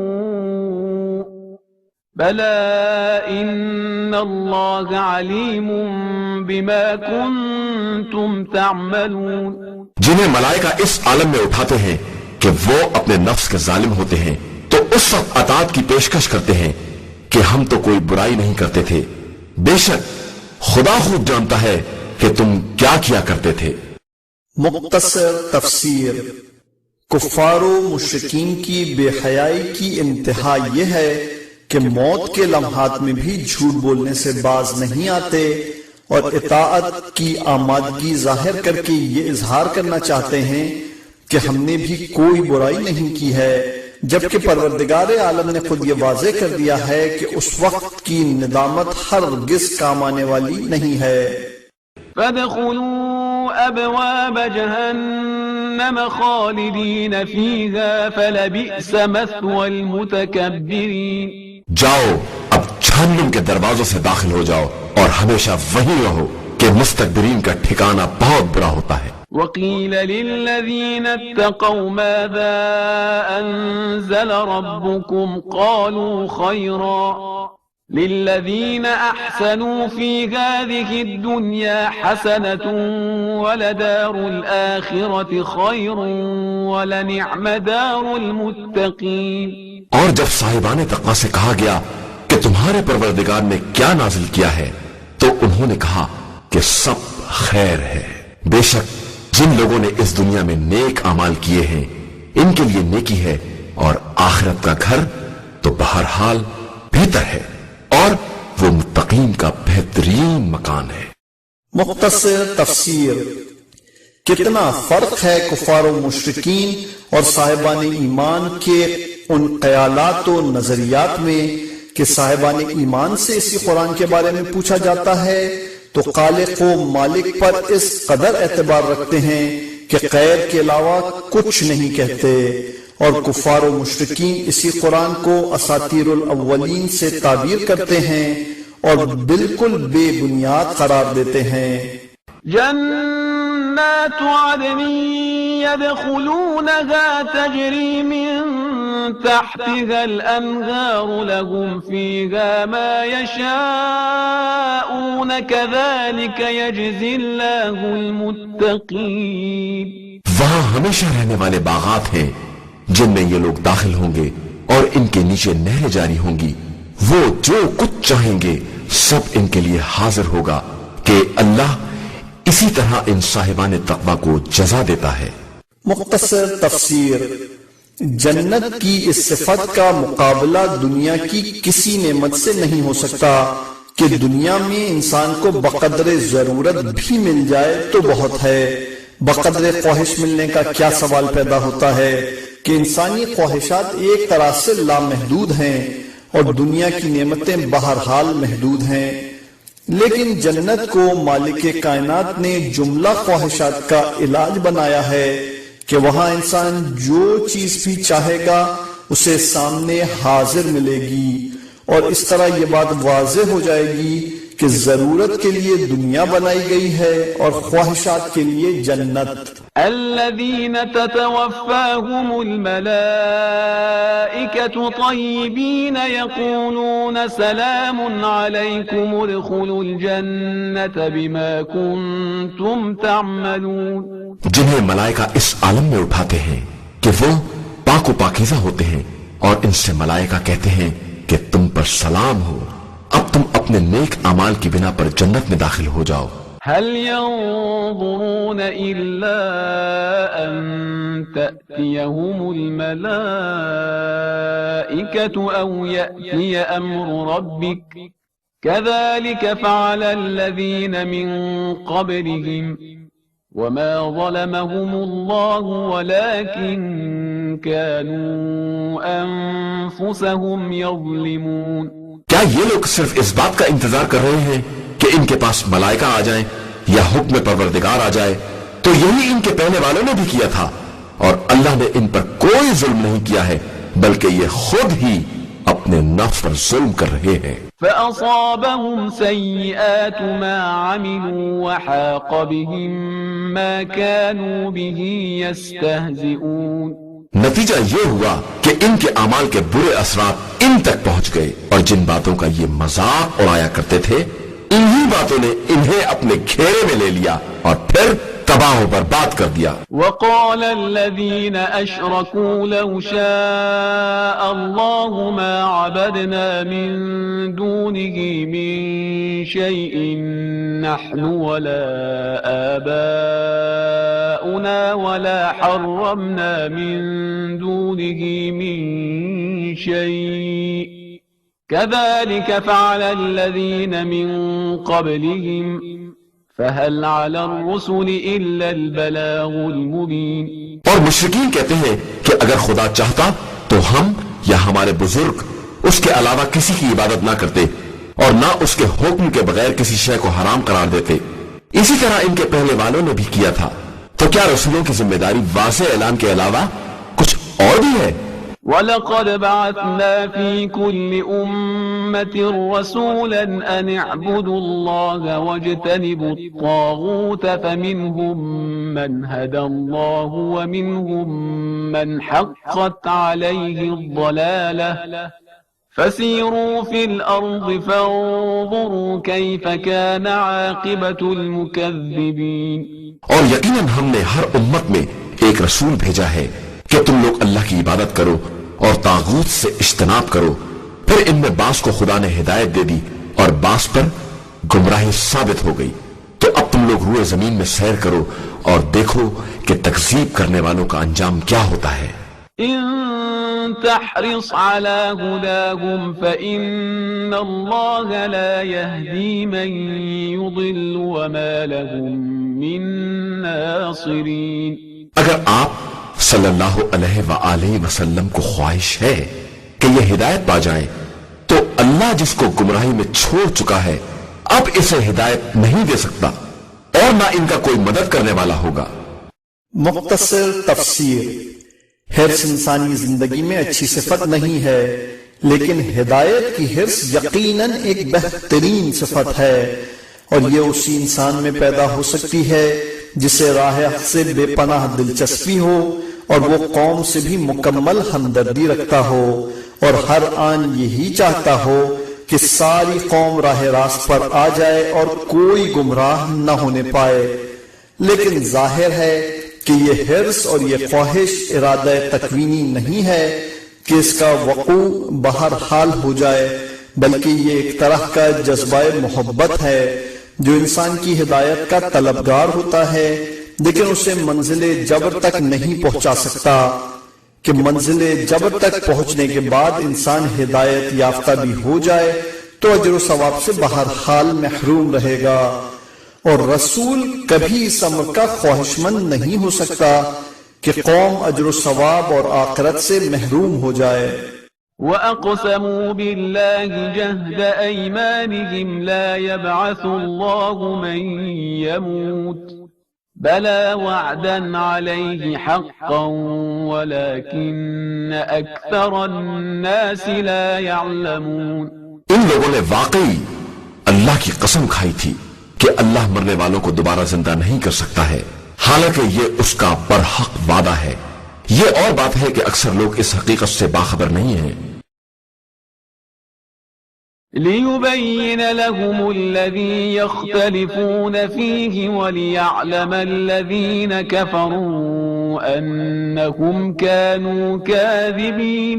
وہ چاہتا ہے کہ لوگوں کے لیے اس امر کو واضح کر دے جس میں وہ اختلاف کر رہے ہیں، اور کفار کو یہ معلوم ہو جائے کہ وہ واقعی جھوٹ بولا کرتے ہیں۔ انما قولنا لشيء اذا اردناه ان نقول له كن فيكون۔ ہم جس چیز کا ارادہ کر لیتے ہیں اس سے فقط اتنا کہتے ہیں کہ ہو جا، اور پھر وہ ہو جاتی ہے۔ مختصر تفسیر: جس نے ایک اشارہ کن سے پوری کائنات پیدا کر دی اس کے لیے دوبارہ پیدا کر دینا کوئی مشکل کام نہیں ہے۔ وہ حرف کن سے قیامت بھی اٹھا سکتا ہے اور قیامت میں مردوں کو بھی زندہ کر سکتا ہے۔ اس کے بارے میں اس طرح کی تشکیک کائنات کے پہلے وجود ہی کے بارے میں تشکیک کے مترادف ہے۔ والذين هاجروا في الله من بعد ما ظلموا لنبوئنهم في الدنيا حسنة ولأجر الآخرة أكبر لو كانوا يعلمون۔ اور جن لوگوں نے ظلم سہنے کے بعد راہ خدا میں ہجرت اختیار کی ہے، ہم عنقریب دنیا میں بھی ان کو بہترین مقام عطا کریں گے، اور آخرت کا اجر تو یقیناً بہت بڑا ہے اگر یہ لوگ اس حقیقت سے باخبر ہوں۔ الذين صبروا وعلى ربهم يتوكلون، یہی وہ لوگ ہیں جنہوں نے صبر کیا ہے اور اپنے پروردگار پر بھروسہ کرتے رہے ہیں۔ وما أرسلنا من قبلك إلا رجالا نوحي إليهم فاسألوا أهل الذكر إن كنتم لا تعلمون۔ اور ہم نے آپ صلی اللہ علیہ وآلہ وسلم سے پہلے بھی مردوں ہی کو رسول بنا کر بھیجا ہے، اور ان کی طرف بھی وحی کرتے رہے ہیں، تو ان سے کہیے کہ اگر تم نہیں جانتے ہو تو جاننے والوں سے دریافت کرو۔ مختصر تفسیر، یوں تو یہ حکم عام ہے اور ہر شخص کا فریضہ ہے کہ جس بات کو نہیں جانتا اس کے جاننے والوں سے دریافت کرے اور جہالت پر اڑا نہ رہے، لیکن روایات میں اہل ذکر سے اہل بیت طیبین و طاہرین کو مراد لیا گیا ہے کہ وہ دنیا کے تمام حقائق کے جاننے والے ہیں اور ہر جاننے والے کی علمی تشنگی کو رفع کرنے والے ہیں۔ بالبينات والزبر وأنزلنا إليك الذكر لتبين للناس ما نزل إليهم ولعلهم يتفكرون۔ اور ہم نے ان رسولوں کو معجزات اور کتابوں کے ساتھ بھیجا ہے، اور آپ صلی اللہ علیہ وآلہ وسلم کی طرف بھی ذکر قرآن کو نازل کیا ہے تاکہ ان کے لیے ان احکام کو واضح کر دیں جو ان کی طرف نازل کیے گئے ہیں، اور شاید یہ اس بارے میں کچھ غور و فکر کریں۔ أَفَأَمِنَ الَّذِينَ مَكَرُوا السَّيِّئَاتِ أَن يَخْسِفَ اللَّهُ بِهِمُ الْأَرْضَ أَوْ يَأْتِيَهُمُ الْعَذَابُ مِنْ حَيْثُ لَا يَشْعُرُونَ۔ کیا یہ برائیوں کی تدبیریں کرنے والے کفار اس بات سے مطمئن ہو گئے ہیں کہ اللہ اچانک انہیں زمین میں دھسا دے یا ان تک اس طرح عذاب آ جائے کہ انہیں اس کا شعور بھی نہ ہو؟ مختصر تفسیر، اللہ نے کفار کو 4 طرح کے دنیاوی عذاب سے باخبر کیا ہے۔ زمین میں دھسا دیے جائیں جس طرح کہ قارون کو دھسا دیا گیا ہے۔ نمبر 2، اچانک عذاب آ جائے جس طرح قوم لوط پر عذاب نازل ہوا ہے۔ نمبر 3، سفر کی حالت میں تباہ ہو جائیں جیسا کہ بعض اقوام کا حشر ہوا ہے۔ نمبر 4، دھیرے دھیرے گھٹتے گھٹتے ایک دن فنا ہو جائیں اور انہیں اندازہ بھی نہ ہو۔ أو يأخذهم في تقلبهم فما هم بمعجزين، یا انہیں چلتے پھرتے گرفتار کر لیا جائے کہ یہ اللہ کو عاجز نہیں کر سکتے ہیں۔ أو يأخذهم على تخوف فإن ربكم لرؤوف رحيم، یا پھر انہیں ڈرا ڈرا کر دھیرے دھیرے گرفت میں لیا جائے کہ تمہارا پروردگار بڑا شفیق اور مہربان ہے۔ أولم يروا إلى ما خلق الله من شيء يتفيأ ظلاله عن اليمين والشمائل سجدا لله وهم داخرون۔ کیا ان لوگوں نے ان مخلوقات کو نہیں دیکھا ہے جن کا سایہ داہنے بائیں پلٹتا رہتا ہے کہ سب اس کی بارگاہ میں تواضع و انکسار کے ساتھ سجدہ ریز ہیں؟ وَلِلَّهِ يَسْجُدُ مَا فِي السَّمَاوَاتِ وَمَا فِي الْأَرْضِ مِن دَابَّةٍ وَالْمَلَائِكَةُ وَهُمْ لَا يَسْتَكْبِرُونَ۔ اور اللہ ہی کے لیے آسمان کی تمام چیزیں اور زمین کے تمام چلنے والے اور ملائکہ سجدہ ریز ہیں، اور کوئی استکبار کرنے والا نہیں ہے۔ يخافون ربهم من فوقهم ويفعلون ما يؤمرون. یہ سب اپنے پروردگار کی برتری اور عظمت سے خوف زدہ ہیں اور اسی کے امر کے مطابق کام کر رہے ہیں. وقال الله لا تتخذوا إلهين اثنين إنما هو إله واحد فإياي فارهبون. اور اللہ نے کہہ دیا ہے کہ خبردار دو خدا نہ بناؤ کہ اللہ صرف خدا واحد ہے، لہذا مجھ ہی سے ڈرو. وَلَهُ مَا فِي السَّمَاوَاتِ وَالْأَرْضِ وَلَهُ الدِّينُ وَاصِبًا أَفَغَيْرَ اللَّهِ تَتَّقُونَ. اور اسی کے لیے زمین و آسمان کی ہر شے ہے اور اسی کے لیے دائمی اطاعت بھی ہے، تو کیا تم غیر خدا سے بھی ڈرتے ہو؟ وَمَا بِكُم مِّن نِّعْمَةٍ فَمِنَ اللَّهِ ثُمَّ إِذَا مَسَّكُمُ الضُّرُّ فَإِلَيْهِ تَجْأَرُونَ. اور تمہارے پاس جو بھی نعمت ہے وہ سب اللہ ہی کی طرف سے ہے، اور اس کے بعد بھی جب تمہیں کوئی تکلیف چھو لیتی ہے تو تم اسی سے فریاد کرتے ہو. ثم إذا كشف الضر عنكم إذا فريق منكم بربهم يشركون. اور جب وہ تکلیف کو دور کر دیتا ہے تو تم میں سے ایک گروہ اپنے پروردگار کا شریک بنانے لگتا ہے. مختصر تفسیر. یہ انسانی فطرت کا سب سے بڑا عیب ہے کہ اولاً تو اللہ سے نعمت لے کر اسے نظر انداز کر دیتا ہے، اور پھر جب مصیبت آن پڑتی ہے تو دوبارہ پھر اسی سے فریاد شروع کر دیتا ہے، اور پھر جب مصیبت رفع ہو جاتی ہے تو اس کا شریک بنانے لگتا ہے اور کسی قیمت پر صراط مستقیم پر آنے کے لیے تیار نہیں ہوتا ہے. لِيَكْفُرُوا بِمَا آتَيْنَاهُمْ فَتَمَتَّعُوا فَسَوْفَ تَعْلَمُونَ. تاکہ ان نعمتوں کا انکار کر دیں جو ہم نے انہیں عطا کی ہیں.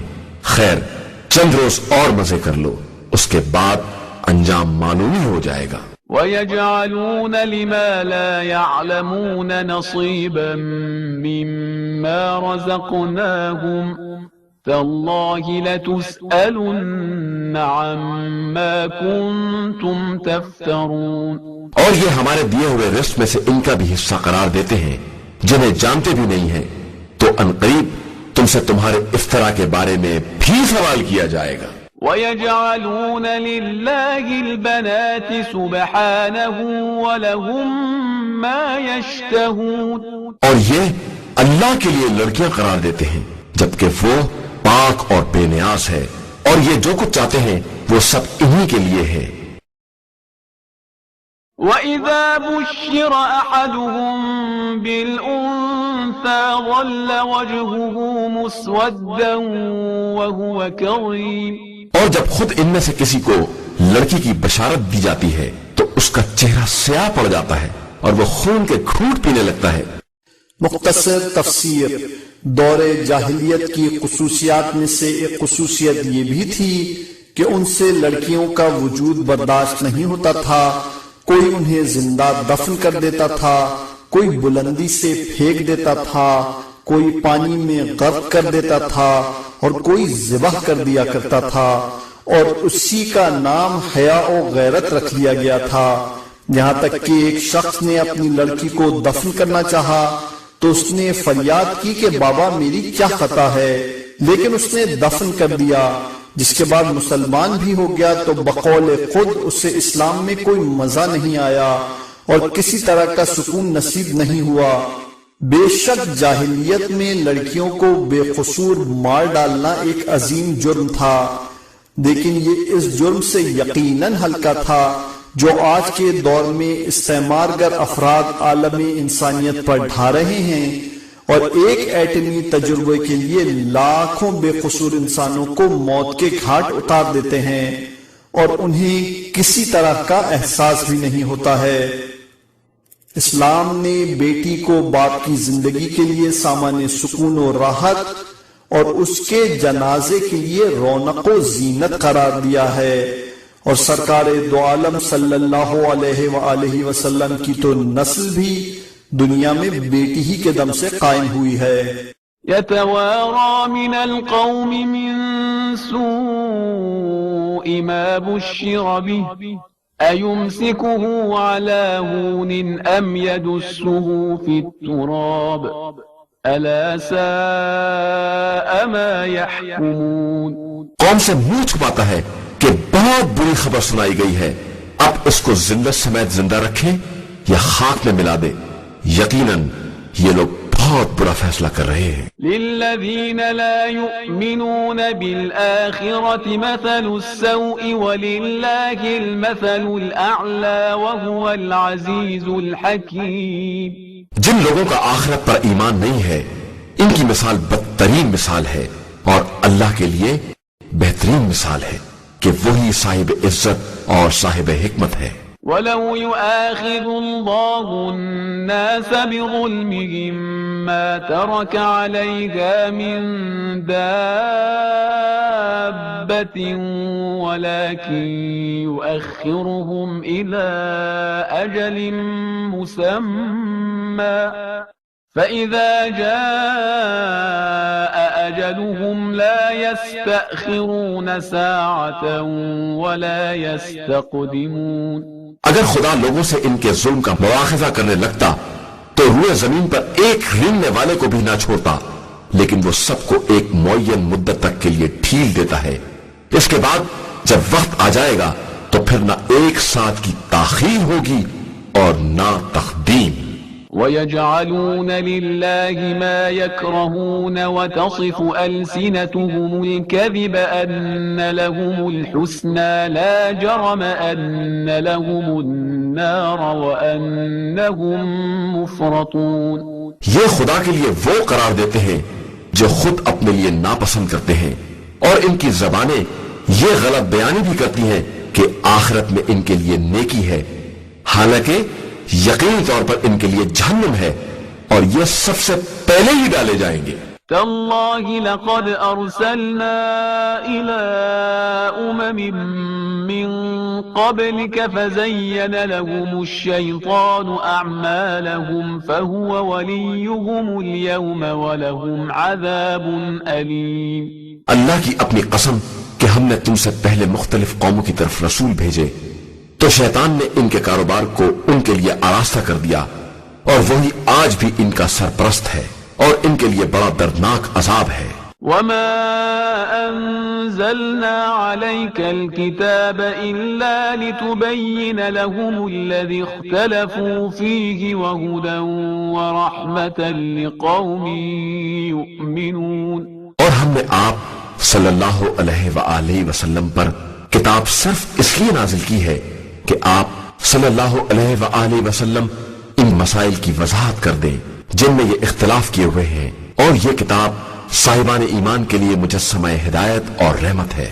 واللہ انزل من السماء ماء فأحیا به الارض بعد موتها ان فی ذلک لآیۃ لقوم یسمعون. اور اللہ ہی نے آسمان سے پانی برسایا ہے اور اس کے ذریعے زمین کو مردہ ہونے کے بعد دوبارہ زندہ کیا ہے، اس میں بھی بات سننے والی قوم کے لیے نشانیاں پائی جاتی ہیں.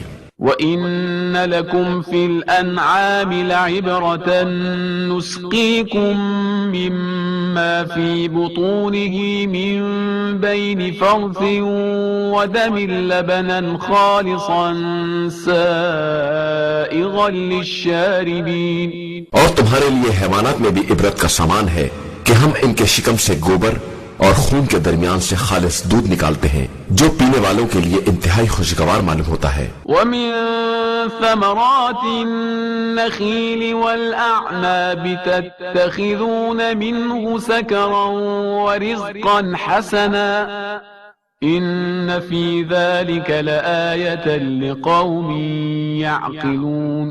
اور پھر خرما اور انگور کے پھلوں سے وہ شیرہ نکالتے ہیں جس سے تم نشہ اور بہترین رزق سب کچھ تیار کر لیتے ہو، اس میں بھی صاحبان عقل کے لیے نشانیاں پائی جاتی ہیں. وَأَوْحَى رَبُّكَ إِلَى النَّحْلِ أَنِ اتَّخِذِي مِنَ الْجِبَالِ بُيُوتًا وَمِنَ الشَّجَرِ وَمِمَّا يَعْرِشُونَ. اور تمہارے پروردگار نے شہد کی مکھی کو اشارہ دیا کہ پہاڑوں اور درختوں اور گھروں کی بلندیوں میں اپنے گھر بنائے۔ مختصر تفسیر، یہ قدرت کی نشانیوں میں سب سے عظیم تر نشانی ہے، ورنہ غذا کو دودھ میں تبدیل کر دینا یا مردہ زمین کو چند قطرے پانی سے زندہ بنا دینا بھی کوئی معمولی نشانی نہیں ہے۔ شہد کی مکھی کے لیے یہ ایک فطری اشارہ ہے جو اس کی فطرت میں ودیعت کر دیا گیا ہے کہ وہ 3 مقامات پر اپنے گھر بناتی ہے، پھر مختلف مقامات سے رس فراہم کرتی ہے اور اس کی حفاظت کا مکمل انتظام کرتی ہے، اور آخر میں قانون الہی کے مطابق کام انجام دے کر شہد تیار کر لیتی ہے۔ یہ بھی صاحبان فکر و نظر کے لیے ایک اشارہ ہے کہ جو حکم خدا کے مطابق اس کے راستوں پر اطاعت کے ساتھ چلتا ہے وہی عالم انسانیت کے لیے بہترین شہد اور شفا کا سامان فراہم کر سکتا ہے، ورنہ جو راستے سے منحرف ہو جائے وہ شہد کو بھی زہر بنا سکتا ہے اور شہد فراہم نہیں کر سکتا۔ ثم كلي من كل الثمرات فاسلكي سبل ربك ذللا يخرج من بطونها شراب مختلف ألوانه فيه شفاء للناس إن في ذلك لآية لقوم يتفكرون۔ اس کے بعد مختلف پھلوں سے غذا حاصل کرے اور نرمی کے ساتھ خدائی راستے پر چلے، جس کے بعد اس کے شکم سے مختلف قسم کے مشروب برآمد ہوں گے جس میں پورے عالم انسانیت کے لیے شفا کا سامان ہے، اور اس میں بھی فکر کرنے والی قوم کے لیے ایک نشانی ہے۔ والله خلقكم ثم يتوفاكم ومنكم من يرد إلى أرذل العمر لكي لا يعلم بعد علم شيئا إن الله عليم قدير۔ اور اللہ ہی نے تمہیں پیدا کیا ہے، پھر وہی وفات دیتا ہے، اور بعض لوگوں کو اتنی بدترین عمر تک پلٹا دیا جاتا ہے کہ علم کے بعد بھی کچھ جاننے کے قابل نہ رہ جائیں۔ بے شک اللہ ہر شے کا جاننے والا اور ہر شے پر قدرت رکھنے والا ہے۔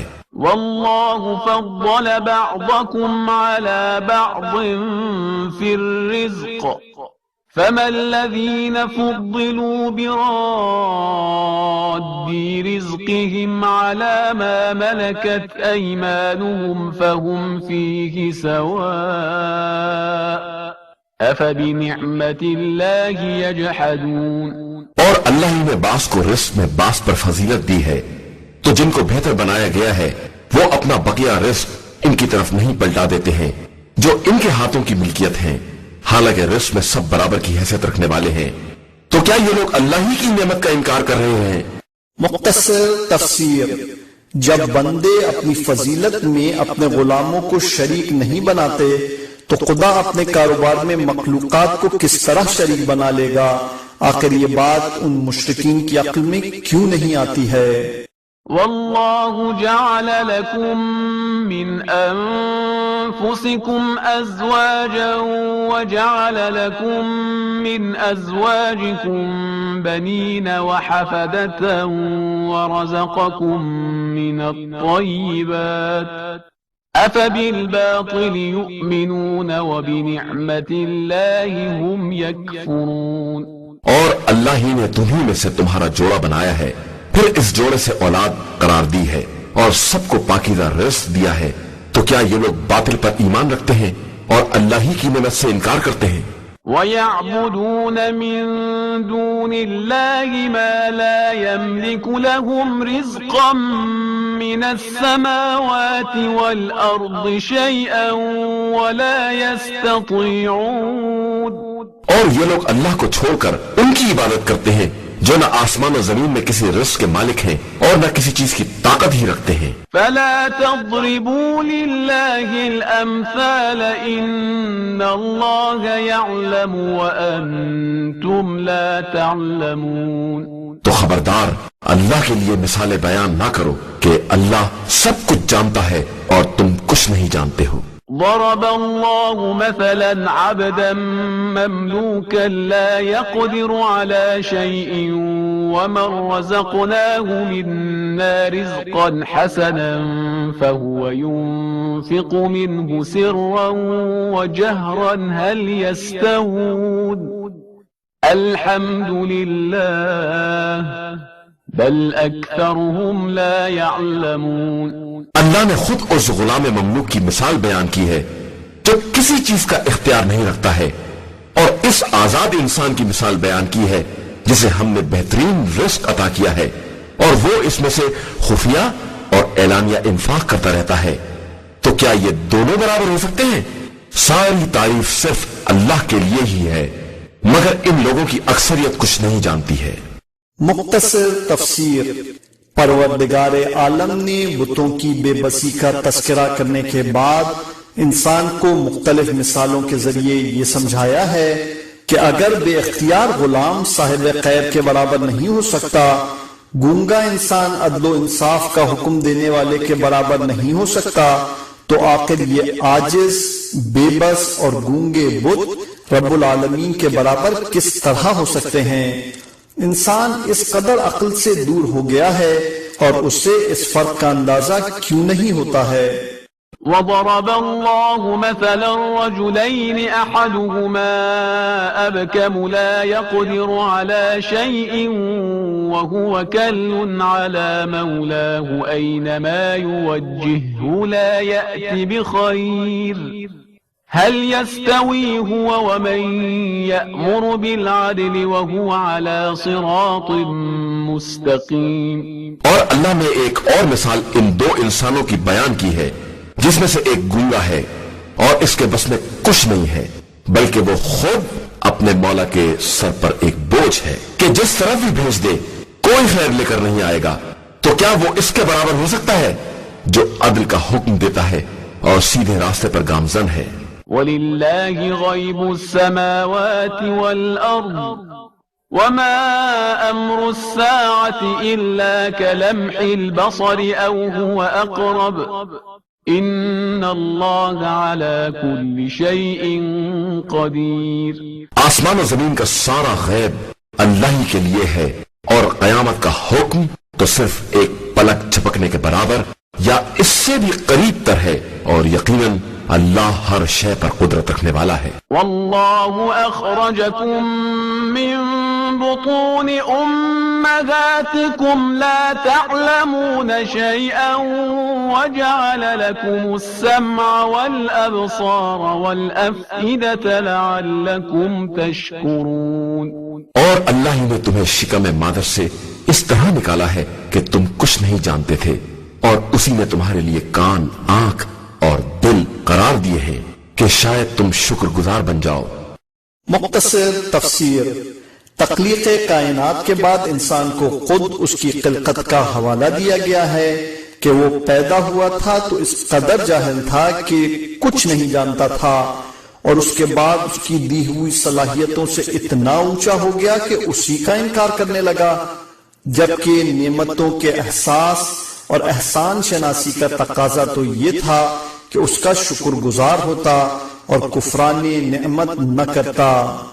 أَلَمْ يَرَوْا إِلَى الطَّيْرِ مُسَخَّرَاتٍ فِي جَوِّ السَّمَاءِ مَا يُمْسِكُهُنَّ إِلَّا اللَّهُ إِنَّ فِي ذَلِكَ لَآيَاتٍ لِقَوْمٍ يُؤْمِنُونَ. کیا ان لوگوں نے پرندوں کی طرف نہیں دیکھا کہ وہ کس طرح فضائے آسمان میں مسخر ہیں کہ اللہ کے علاوہ انہیں کوئی روکنے والا اور سنبھالنے والا نہیں ہے؟ بے شک اس میں بھی اس قوم کے لیے بہت سی نشانیاں ہیں جو ایمان رکھنے والی قوم ہے. تفسیر. انسان پرندے کے حالات پر غور کرے تو ایمان کے بے شمار رستے کھل جاتے ہیں. ایک جہاز کو فضا میں روکنے کے لیے کتنی مشینوں کی ضرورت ہوتی ہے اور کتنے آلات استعمال کرنا پڑتے ہیں. اس کے بعد بھی ایندھن ختم ہو جائے تو فوراً ہی گر پڑتا ہے، یہاں تک کہ ایک ایک پرندہ مدتوں پرواز کر رہا ہے، نہ ایندھن استعمال ہوتا ہے اور نہ آلات. صرف ایک قدرت خدا ہے جو سب کو فضائے بسیط میں روکے ہوئے ہے اور اسی کے اشارے پر ساری کائنات چل رہی ہے۔ والله جعل لكم من بيوتكم سكنا وجعل لكم من جلود الأنعام بيوتا تستخفونها يوم ضعنكم ويوم إقامتكم وجعل لكم من جلود الأنعام بيوتا تستخفونها يوم ضعنكم ويوم إقامتكم ومن أصوافها وأوبارها وأشعارها أثاثا ومتاعا إلى حين۔ اور اللہ نے تمہارے لیے تمہارے گھروں کو وجہ سکون بنایا ہے، اور تمہارے لیے جانوروں کی کھالوں سے ایسے گھر بنا دیے ہیں جن کو تم روز سفر بھی ہلکا سمجھتے ہو اور روز اقامت بھی ہلکا محسوس کرتے ہو، اور پھر ان کے اون، روئے اور بالوں سے مختلف سامان زندگی اور ایک مدت کے لیے کارآمد چیزیں بنا دے۔ والله جعل لكم مما خلق ظلالا وجعل لكم من الجبال أكنانا وجعل لكم سرابيل تقيكم الحر وسرابيل تقيكم بأسكم كذلك يتم نعمته عليكم لعلكم تسلمون۔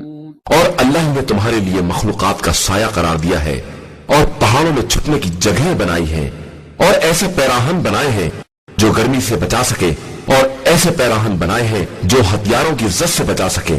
وہ اسی طرح اپنی نعمتوں کو تمہارے اوپر تمام کر دیتا ہے کہ شاید تم اطاعت گزار بن جاؤ۔ فَإِن تَوَلَّوْا فَإِنَّمَا عَلَيْكَ الْبَلَاغُ الْمُبِينُ۔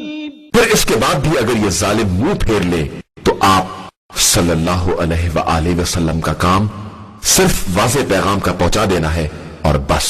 يعرفون نعمة الله ثم ينكرونها وأكثرهم الكافرون۔ یہ لوگ اللہ کی نعمت کو پہچانتے ہیں اور پھر انکار کرتے ہیں، اور ان کی اکثریت کافر ہے۔ مختصر تفسیر۔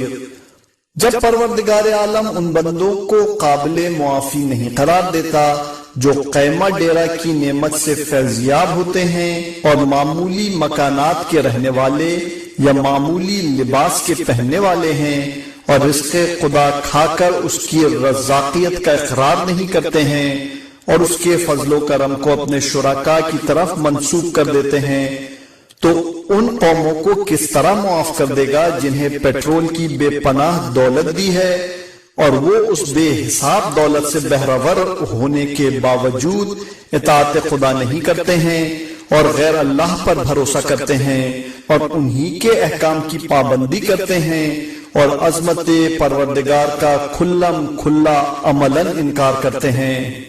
وَيَوْمَ نَبْعَثُ مِن كُلِّ أُمَّةٍ شَهِيدًا ثُمَّ لَا يُؤْذَنُ لِلَّذِينَ كَفَرُوا وَلَا هُمْ يُسْتَعْتَبُونَ۔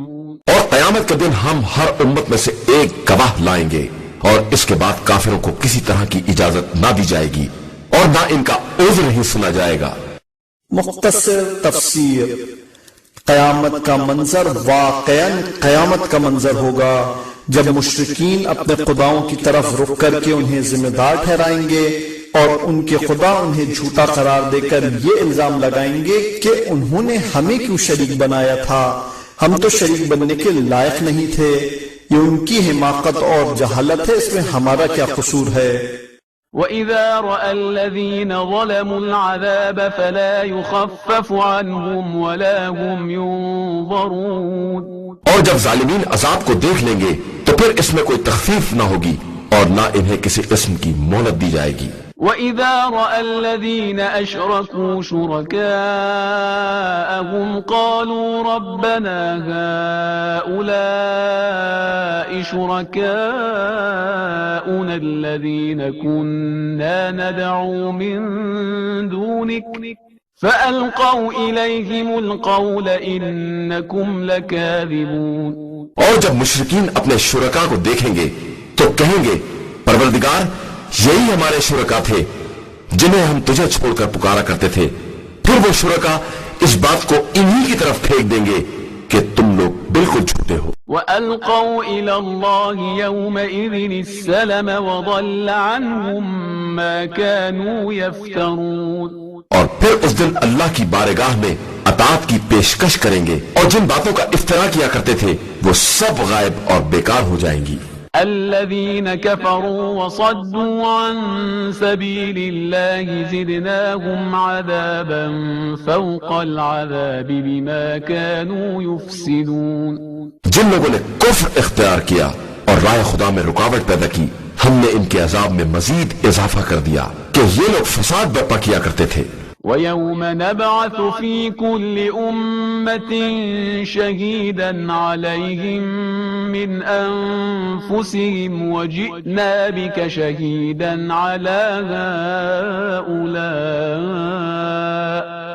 وَنَزَّلْنَا عَلَيْكَ الْكِتَابَ تِبْيَانًا لِكُلِّ شَيْءٍ وَهُدًى وَرَحْمَةً وَبُشْرَى لِلْمُسْلِمِينَ، اور قیامت کے دن ہم ہر گروہ کے خلاف انہی میں کا ایک گواہ اٹھائیں گے، اور پیغمبر آپ صلی اللہ علیہ وآلہ وسلم کو ان سب کا گواہ بنا کر لے آئیں گے، اور ہم نے آپ صلی اللہ علیہ وآلہ وسلم پر کتاب نازل کی ہے جس میں ہر شے کی وضاحت موجود ہے، اور یہ کتاب اطاعت گزاروں کے لیے ہدایت، رحمت اور بشارت ہے۔ إن الله يأمر بالعدل والإحسان وإيتاء ذي القربى وينهى عن الفحشاء والمنكر والبغي يعظكم لعلكم تذكرون۔ بے شک اللہ عدل، احسان اور قرابت داروں کے حقوق کی ادائیگی کا حکم دیتا ہے، اور بدکاری، ناشائستہ حرکات اور ظلم سے منع کرتا ہے کہ شاید تم لوگ اسی طرح نصیحت حاصل کر لو۔ مختصر تفسیر۔ ابن مسعود کا بیان ہے کہ قرآن مجید میں تمام ابواب خیر و شر کی جامع اس سے بہتر کوئی آیت نہیں ہے جس میں ہر طرح کے خیر کا حکم موجود ہے اور ہر طرح کی برائی سے روکا گیا ہے۔ عثمان بن مظعون کہتے ہیں کہ میں اسلام تو لے آیا تھا لیکن اطمینان اس آیت کے نزول کے بعد ہی ہوا کہ واقعاً اسلامی تعلیمات جامع ترین اور مفید ترین تعلیمات ہیں۔ وَأَوْفُوا بِعَهْدِ اللَّهِ إِذَا عَاهَدتُّمْ وَلَا تَنقُضُوا الْأَيْمَانَ بَعْدَ تَوْكِيدِهَا وَقَدْ جَعَلْتُمُ اللَّهَ عَلَيْكُمْ كَفِيلًا ان اللہ یعلم ما تفعلون۔ اور جب کوئی عہد کرو تو اللہ کے عہد کو پورا کرو، اور اپنی قسموں کو ان کے استحکام کے بعد ہرگز مت توڑو، جبکہ تم اللہ کو کفیل اور نگراں بنا چکے ہو کہ یقیناً اللہ تمہارے افعال کو خوب جانتا ہے۔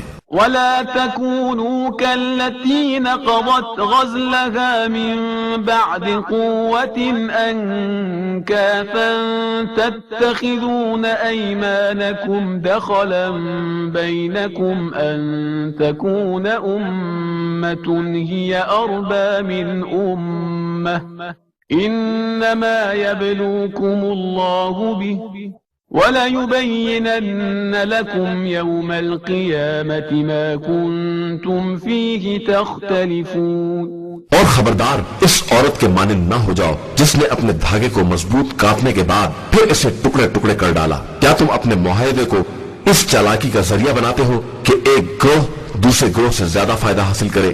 اللہ تمہیں انہی باتوں کے ذریعے آزما رہا ہے، اور یقیناً روز قیامت اس امر کی وضاحت کر دے گا جس میں تم آپس میں اختلاف کر رہے تھے۔ مختصر تفسیر۔ مکے میں ایک احمق عورت تھی جو دن بھر سود کاٹتی تھی اور شام کو توڑ ڈالتی تھی۔ قرآن مجید نے عہد شکنی کرنے والوں کو اسی عورت سے تشبیہ دی ہے کہ یہ لوگ عہد کرتے ہیں اور پھر وفا نہیں کرتے ہیں۔ واضح رہے کہ باہمی قرارداد میں نام خدا نہ آئے تو وعدہ ہے، اور نام خدا آ جائے تو عہد ہے۔ وعدوں کا وفا کرنا ایک اخلاقی امر ہے، اور عہد کا پورا کرنا شرعاً واجبات میں سے ہے۔ اس کی مخالفت کرنے میں کفارہ واجب ہو جاتا ہے۔ وَلَوْ شَاءَ اللَّهُ لَجَعَلَكُمْ أُمَّةً وَاحِدَةً وَلَكِنْ يُضِلُّ مَنْ يَشَاءُ وَيَهْدِي مَنْ يَشَاءُ وَلَتُسْأَلُنَّ عَمَّا كُنْتُمْ تَعْمَلُونَ۔ اور اگر پروردگار چاہتا تو جبرن تم سب کو ایک قوم بنا دیتا، لیکن وہ اختیار دے کر جسے چاہتا ہے گمراہی میں چھوڑ دیتا ہے اور جسے چاہتا ہے منزل ہدایت تک پہنچا دیتا ہے۔ اور تم سے یقیناً ان اعمال کے بارے میں سوال کیا جائے گا جو تم دنیا میں انجام دے رہے تھے۔ وَلَا تَتَّخِذُوا أَيْمَانَكُمْ دَخَلًا بَيْنَكُمْ فَتَزِلَّ قَدَمٌ بَعْدَ ثُبُوتِهَا وَتَذُوقُوا السُّوءَ بِمَا صَدَدتُّمْ عَن سَبِيلِ اللَّهِ وَلَكُمْ عَذَابٌ عَظِيمٌ۔ اور خبردار اپنی قسموں کو فساد کا ذریعہ نہ بناؤ کہ نو مسلم افراد کے قدم ثابت ہونے کے بعد پھر اکھڑ جائیں اور تمہیں رائے خدا سے روکنے کی پاداش میں بڑے عذاب کا مزہ چکھنا پڑے اور تمہارے لیے عذاب عظیم ہو جائے۔ وَلَا تَشْتَرُوا بِعَهْدِ اللَّهِ ثَمَنًا قَلِيلًا إِنَّمَا عِندَ اللَّهِ هُوَ خَيْرٌ لَكُمْ إِن كُنتُمْ تَعْلَمُونَ۔ اور خبردار اللہ کے عہد کے عوض معمولی قیمت مال دنیا نہ لو کہ جو کچھ اللہ کے پاس ہے وہی تمہارے حق میں بہتر ہے اگر تم کچھ جانتے بوجھتے ہو۔ ما عندكم ينفد وما عند الله باق وَلَنَجْزِيَنَّ الَّذِينَ صَبَرُوا أَجْرَهُمْ بِأَحْسَنِ مَا كَانُوا يَعْمَلُونَ۔ جو کچھ تمہارے پاس ہے وہ سب خرچ ہو جائے گا اور جو کچھ اللہ کے پاس ہے وہی باقی رہنے والا ہے، اور ہم یقیناً صبر کرنے والوں کو ان کے اعمال سے بہتر جزا عطا کریں گے۔ مختصر تفسیر۔ اسلام نے انسانی فکر کی بلندی کے لیے جو اسباب فراہم کیے ہیں ان میں سے ایک عقیدہ آخرت بھی ہے کہ انسان فطری طور پر مفاد پرست ہے اور وہ فائدے سے ہٹ کر کچھ سوچنے کے لیے تیار نہیں ہوتا، اور جب تک کسی کام میں فائدہ نظر نہیں آتا ہے وہ ہنسی خوشی اس کام کو انجام دینے کے لیے تیار نہیں ہوتا ہے۔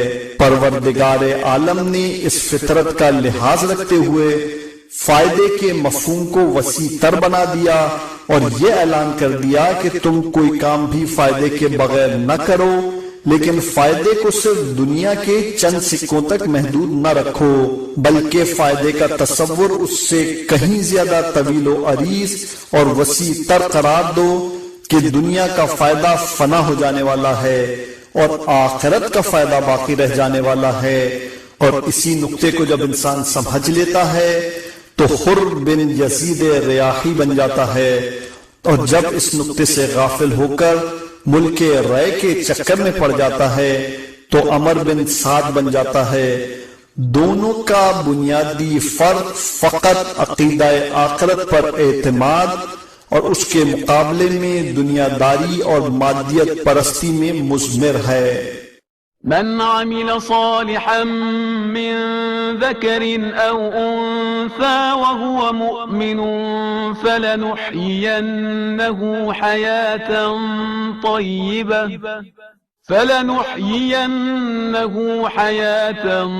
طيبة ولنجزينهم أجرهم بأحسن ما كانوا يعملون۔ جو شخص بھی نیک عمل کرے گا وہ مرد ہو یا عورت بشرطے کہ صاحب ایمان ہو، ہم اسے پاکیزہ حیات عطا کریں گے اور انہیں ان اعمال سے بہتر جزا دیں گے جو وہ زندگی میں انجام دے رہے تھے۔ فَإِذَا قَرَأْتَ الْقُرْآنَ فَاسْتَعِذْ بِاللَّهِ مِنَ الشَّيْطَانِ الرَّجِيمِ۔ لہذا جب آپ صلی اللہ علیہ وآلہ وسلم قرآن پڑھیں تو شیطان رجیم کے مقابلے کے لیے اللہ سے پناہ طلب کریں۔ إِنَّهُ لَيْسَ لَهُ سُلْطَانٌ عَلَى الَّذِينَ آمَنُوا وَعَلَى رَبِّهِمْ يَتَوَكَّلُونَ۔ شیطان ہرگز ان لوگوں پر غلبہ نہیں پا سکتا جو صاحب ایمان ہے اور جن کا اللہ پر توکل اور اعتماد ہے۔ إِنَّ إنما سلطانه على الذين يتولونه والذين هم به مشركون. اس کا غلبہ صرف ان لوگوں پر ہوتا ہے جو اسے سرپرست بناتے ہیں اور اللہ کے بارے میں شرک کرنے والے ہیں.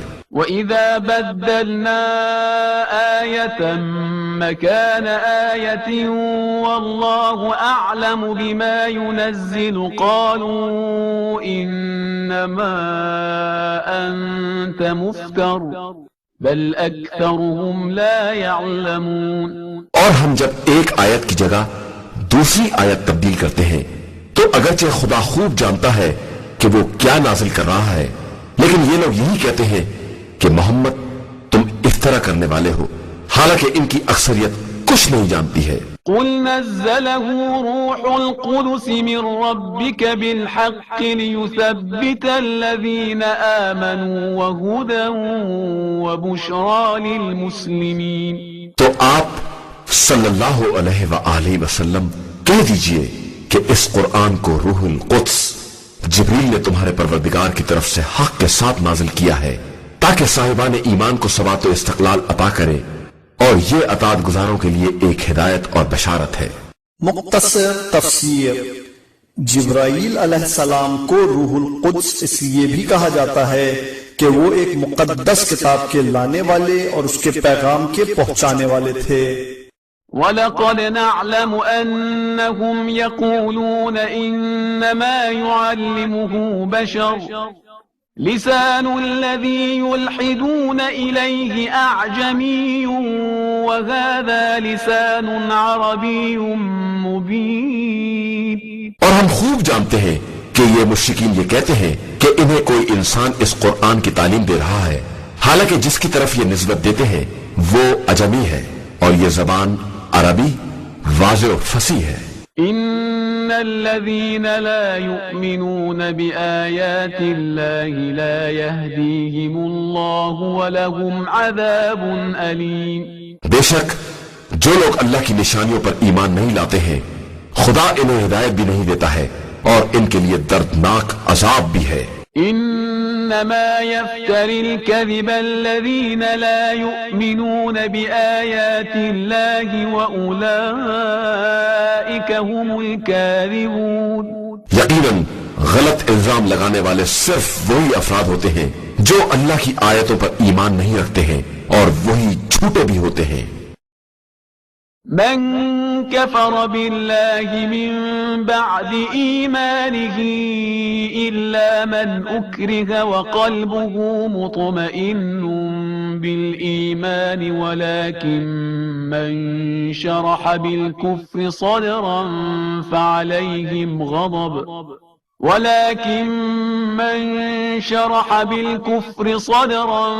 فعليهم غضب من الله ولهم عذاب عظيم. جو شخص بھی ایمان لانے کے بعد کفر اختیار کر لے علاوہ اس کے کہ جو کفر پر مجبور کر دیا جائے اور اس کا دل ایمان کی طرف سے مطمئن ہو اور کفر کے لیے سینہ کشادہ رکھتا ہو، اس کے اوپر خدا کا غضب ہے اور اس کے لیے بہت بڑا عذاب ہے. مختصر تفسیر. علامہ فخر الدین رازی نے اپنی تفسیر کبیر میں یہ واقعہ درج کیا ہے کہ کفار نے ابتدائی دور کے مسلمان عمار، یاسر، سمیہ، صہیب، بلال، حباب اور مسلم وغیرہ کو اس قدر ستایا کہ یاسر اور سمیہ کو قتل ہی کر ڈالا. عمار پر اس قدر دباؤ ڈالا کہ انہوں نے عاجز آ کر زبان پر کلمہ کفر جاری کیا. اصحاب میں شور ہو گیا کہ عمار کافر ہو گئے. سرکار دو عالم صلی اللہ علیہ وآلہ وسلم کو اطلاع ملی تو فرمایا عمار سراپا اسلام سے معمور ہیں اور ایمان ان کے رگ و پے میں سرایت کر گیا ہے. پھر جب عمار روتے ہوئے حاضر ہوئے تو آپ نے فرمایا کہ وہ لوگ دوبارہ جبر کریں تو پھر وہی کلمات ادا کر دینا کہ رب العالمین نے تمہاری شان میں یہ آیت نازل فرمائی ہے. آیت کریمہ تقیہ کے جواز اور اس کے ممدوح ہونے کی بہترین دلیل ہے، اور اس کے بعد تقیہ کا مذاق اڑانا اور اسے کتمان حق سے تعبیر کرنا قرآن مجید سے صریح جہالت یا اسلام کا مذاق اڑانے کے مترادف ہے. ذلك بأنهم استحبوا الحياة الدنيا على الآخرة وأن الله لا يهدي القوم الكافرين. یہ اس لیے کہ ان لوگوں نے زندگانی دنیا کو آخرت پر مقدم کیا ہے اور اللہ ظالم قوموں کو ہرگز ہدایت نہیں دیتا ہے. أولئك الذين طبع الله على قلوبهم وسمعهم وأبصارهم وأولئك هم الغافلون. یہی وہ لوگ ہیں جن کے دلوں پر اور آنکھ کان پر کفر کی چھاپ لگا دی گئی ہے اور یہی وہ لوگ ہیں جو حقیقتاً حقائق سے غافل ہیں. لا جرم أنهم في الآخرة هم الخاسرون. اور یقیناً یہی لوگ آخرت میں گھاٹا اٹھانے والوں میں ہیں. ثم إن ربك للذين هاجروا من بعد ما فتنوا ثم جاهدوا وصبروا إن ربك من بعدها لغفور رحيم. اس کے بعد تمہارا پروردگار ان لوگوں کے لیے جنہوں نے فتنوں میں مبتلا ہونے کے بعد ہجرت کی ہے اور پھر جہاد بھی کیا ہے اور صبر سے بھی کام لیا ہے، یقیناً تمہارا پروردگار بہت زیادہ بخشنے والا اور مہربان ہے. مختصر تفسیر. یہ آیہ کریمہ ان اصحاب کے بارے میں ہے جنہوں نے ہجرت نہیں کی اور بعض کفار کے ہم خیال بھی ہو گئے اور بعد میں ہوش آیا تو توبہ بھی کی اور ہجرت بھی کی. اب چونکہ ان کی ہجرت میں جہاد بھی شامل ہو گیا جو دلیل اخلاص تھا تو پروردگار عالم نے انہیں معاف کر دیا. يوم تأتي كل نفس تجادل عن نفسها وتوفى كل نفس ما عملت وهم لا يظلمون. قیامت کا دن وہ دن ہوگا جب ہر انسان اپنے نفس کی طرف سے دفاع کرنے کے لیے حاضر ہوگا اور ہر نفس کو اس کے عمل کا پورا پورا بدلہ دیا جائے گا اور کسی پر کوئی ظلم نہیں کیا جائے گا. وضرب الله مثلا قرية كانت آمنة مطمئنة يأتيها رزقها رغدا من كل مكان فكفرت بأنعم الله فأذاقها الله لباس الجوع والخوف بما كانوا يصنعون. اور اللہ نے اس قریے کی بھی مثال بیان کی ہے جو محفوظ اور مطمئن تھی اور اس کا رزق ہر طرف سے باقاعدہ آ رہا تھا، لیکن اس قریے کے رہنے والوں نے اللہ کی نعمتوں کا انکار کیا تو خدا نے انہیں بھوک اور خوف کے لباس کا مزہ چکھا دیا صرف ان کے ان اعمال کی بنا پر جو وہ انجام دے رہے تھے.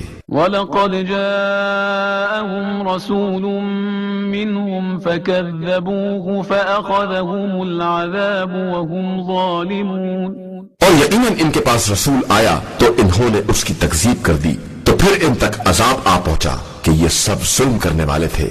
فَكُلُوا مِمَّا رَزَقَكُمُ اللَّهُ حَلَالًا طَيِّبًا وَاشْكُرُوا نِعْمَةَ اللَّهِ إِن كُنتُمْ إِيَّاهُ تَعْبُدُونَ. لہٰذا اب تم اللہ کے دیے ہوئے رزق حلال و پاکیزہ کو کھاؤ اور اس کی عبادت کرنے والے ہو تو اس کی نعمتوں کا شکریہ بھی ادا کرتے رہو. مختصر تفسیر. یہ قدرت کا ایک مسلمہ اصول ہے کہ وہ پہلے انسان کو مختلف نعمتوں سے نوازتا ہے، اس کے بعد اس سے شکر کا مطالبہ کرتا ہے. اب اگر شکریہ ادا کر دیتا ہے یعنی نعمتوں کو اس کے بتائے ہوئے راستوں پر صرف کر دیتا ہے تو وہ مزید نعمتیں عطا کر دیتا ہے، اور اگر کفران نعمت کرتا ہے اور اپنی مرضی کے مطابق تصرف کرتا ہے تو وہ اس نعمت کو بھی سلب کر لیتا ہے اور اسے مختلف قسم کے عذاب میں بھی مبتلا کر دیتا ہے. اور اس عذاب کی ایک نمایاں مثال بھوک اور خوف ہے کہ قرآن مجید نے دونوں چیزوں کا ذکر مختلف مقامات پر کیا ہے. کہیں انسان کا امتحان بھوک اور خوف سے ہوگا، کہیں منکرین نعمت کو بھوک اور خوف سے سزا دی جائے گی، کہیں رب العتیق کی عبادت کرو کہ یہ عبادت انسان کو بھوک میں کھانا کھلا دیتی ہے اور خوف میں امن کا سامان فراہم کرتی ہے. قرآن مجید نے ان دونوں چیزوں کا مختلف مقامات پر ذکر کیا ہے۔ آیت کریمہ میں ہے انسان کا امتحان بھوک اور خوف سے ہوگا۔ ایک اور آیت میں آیا ہے منکرین نعمت کو بھوک اور خوف سے سزا دی جائے گی۔ آیہ کریمہ میں یہ بھی ارشاد ہوتا ہے رب البیت العتیق کی عبادت کرو کہ یہ عبادت انسان کو بھوک میں کھانا کھلا دیتی ہے اور خوف میں امن کا سامان فراہم کرتی ہے۔ اور در حقیقت دور حاضر کا سب سے بڑا عالمی مسئلہ بھی یہی بھوک اور یہی خوف کا مسئلہ ہے، جس بات کی علامت ہے کہ یقیناً انسان نے کفران نعمت کیا ہے تو یہ عذاب نازل ہو گیا ہے، اور مالک کی عبادت اور اطاعت شروع کر دے گا تو یقیناً یہ عذاب برطرف ہو جائے گا۔ إنما حرم عليكم الميتة والدم ولحم الخنزير وما أهل لغير الله به فمن اضطر غير باغ ولا عاد فإن الله غفور رحيم۔ اس نے تمہارے لیے صرف مردار، خون، سور کا گوشت اور جو غیر خدا کے نام پر ذبح کیا جائے اسے حرام کر دیا ہے، اور اس میں بھی اگر کوئی شخص مضطر و مجبور ہو جائے اور نہ بغاوت کرے نہ حد سے تجاوز کرے تو خدا بہت بڑا بخشنے والا اور مہربان ہے۔ ولا تقولوا لما تصف ألسنتكم الكذب هذا حلال وهذا حرام لتفتروا على الله الكذب إن الذين يفترون على الله الكذب لا يفلحون۔ اور خبردار جو تمہاری زبانیں غلط بیانی سے کام لیتی ہیں اس کی بنا پر یہ نہ کہو کہ یہ حلال ہے اور یہ حرام ہے کہ اس طرح خدا پر جھوٹا بہتان باندھنے والے ہو جاؤ گے، اور جو اللہ پر جھوٹا بہتان باندھتے ہیں ان کے لیے فلاح اور کامیابی نہیں ہے۔ متاع قلیل ولہم عذاب علیم۔ یہ دنیا صرف ایک مختصر لذت ہے اور اس کے بعد ان کے لیے بڑا دردناک عذاب ہے۔ وعلى الذين هادوا حرمنا ما قصصنا عليك من قبل وما ظلمناهم ولكن كانوا أنفسهم يظلمون۔ اور ہم نے یہودیوں کے لیے ان تمام چیزوں کو حرام کر دیا ہے جن کا تذکرہ ہم پہلے کر چکے ہیں، اور یہ ہم نے ظلم نہیں کیا ہے بلکہ وہ خود اپنے نفس پر ظلم کرنے والے تھے۔ ثم إن ربك للذين عملوا السوء بجهالة ثم تابوا من بعد ذلك وأصلحوا إن ربك من بعدها لغفور رحيم۔ اس کے بعد تمہارا پروردگار ان لوگوں کے لیے جنہوں نے نادانی میں برائیاں کی ہیں اور اس کے بعد توبہ بھی کر لی ہے اور اپنے کو سدھار بھی لیا ہے، تمہارا پروردگار ان باتوں کے بعد بہت بڑا بخشنے والا اور مہربان ہے۔ ان ابراہیم کان امتا قانتا للہ حنیفا ولم یک من المشرکین۔ بے شک ابراہیم ایک مستقل امت اور اللہ کے اطاعت گزار اور باطل سے کترا کر چلنے والے تھے اور مشرکین میں سے نہیں تھے۔ مختصر تفسیر۔ کفار و مشرکین کو ان کی جہالت اور حماقت پر تنبیہ کرنے کے بعد جناب ابراہیم علیہ السلام کا تذکرہ کیا گیا کہ وہ کفار کے نزدیک بھی محترم تھے، تو یہ ایک اشارہ تھا کہ پھر ان کے راستے کو کیوں اختیار نہیں کرتے ہو۔ وہ مطیع خدا بھی تھے، باطل سے کنارہ کش بھی تھے، شکر گزار بندے بھی تھے، منتقب خدا بھی تھے، صراط مستقیم پر بھی تھے، دنیا میں نیکی کے مالک بھی تھے اور آخرت کے صالحین میں سے بھی تھے۔ ان کے اتباع کا حکم پیغمبر اکرم صلی اللہ علیہ وآلہ وسلم کو بھی دیا گیا ہے کہ دونوں کا راستہ ایک ہی ہے، اور اس طرح کفار کو اطمینان ہو جائے گا کہ یہ ابراہیم کے خلاف کوئی مذہب لے کر نہیں آئے ہیں۔ شاکرا لانعمہ اجتباه وهداه إلى صراط مستقيم. وہ اللہ کی نعمتوں کے شکر گزار تھے، خدا نے انہیں منتخب کیا تھا اور سیدھے راستے کی ہدایت دی تھی. وآتيناه في الدنيا حسنة وإنه في الآخرة لمن الصالحين. اور ہم نے انہیں دنیا میں بھی نیکی عطا کی اور آخرت میں بھی ان کا شمار نیک کردار لوگوں میں ہوگا. ثم أوحينا إليك أن اتبع ملة إبراهيم حنيفا وما كان من المشركين. اس کے بعد ہم نے آپ صلی اللہ علیہ وآلہ وسلم کی طرف وحی کی کہ ابراہیم حنیف کے طریقے کا اتباع کریں کہ وہ مشرکین میں سے نہیں تھے. إنما جعل السبت على الذين اختلفوا فيه وَإِنَّ رَبَّكَ لَيَحْكُمُ بَيْنَهُمْ يَوْمَ الْقِيَامَةِ فِيمَا كَانُوا فِيهِ يَخْتَلِفُونَ. ہفتے کے دن کی تعظیم صرف ان لوگوں کے لیے قرار دی گئی تھی جو اس کے بارے میں اختلاف کر رہے تھے، اور آپ صلی اللہ علیہ وآلہ وسلم کا پروردگار روز قیامت ان تمام باتوں کا فیصلہ کر دے گا جن میں یہ لوگ اختلاف کر رہے ہیں. ادع إلى سبيل ربك بالحكمة والموعظة الحسنة وجادلهم بالتي هي أحسن إن ربك هو أعلم بمن ضل عن سبيله وهو أعلم بالمهتدين. آپ صلی اللہ علیہ وآلہ وسلم اپنے رب کے راستے کی طرف حکمت اور اچھی نصیحت کے ذریعے دعوت دیں اور ان سے اس طریقے سے بحث کریں جو بہترین طریقہ ہے کہ آپ صلی اللہ علیہ وآلہ وسلم کا پروردگار بہتر جانتا ہے کہ کون اس کے راستے سے بہک گیا ہے اور کون لوگ ہدایت پانے والے ہیں. وَإِنْ عَاقَبْتُمْ فَعَاقِبُوا بِمِثْلِ مَا عُوقِبْتُمْ بِهِ وَلَئِن صَبَرْتُمْ لَهُوَ خَيْرٌ لِلصَّابِرِينَ. اور اگر تم ان کے ساتھ سختی بھی کرو تو اسی قدر جس قدر انہوں نے تمہارے ساتھ سختی کی ہے، اور اگر صبر کرو تو صبر بہرحال صبر کرنے والوں کے لیے بہترین ہے. مختصر تفسیر.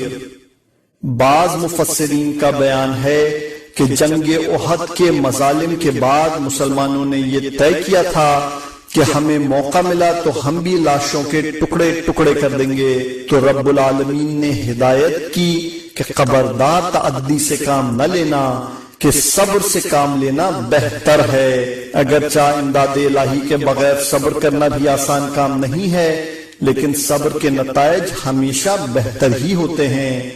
اس اعتبار سے یہ آیت مدنی ہے، اگرچہ اصل سورہ مکی ہے، اس لیے کہ احد کا واقعہ مدینے میں پیش آیا ہے، مکے میں نہیں. واصبر وما صبرك إلا بالله ولا تحزن عليهم ولا تك في ضيق مما يمكرون. اور آپ صلی اللہ علیہ وآلہ وسلم صبر ہی کریں کہ آپ صلی اللہ علیہ وآلہ وسلم کا صبر بھی اللہ ہی کی مدد سے ہوگا، اور ان کے حال پر رنجیدہ نہ ہو اور ان کی مکاریوں کی وجہ سے تنگ دلی کا بھی شکار نہ ہو. ان اللہ مع الذین اتقوا والذین هم محسنون. بے شک اللہ ان لوگوں کے ساتھ ہے جنہوں نے تقوی اختیار کیا ہے اور جو نیک عمل انجام دینے والے ہیں.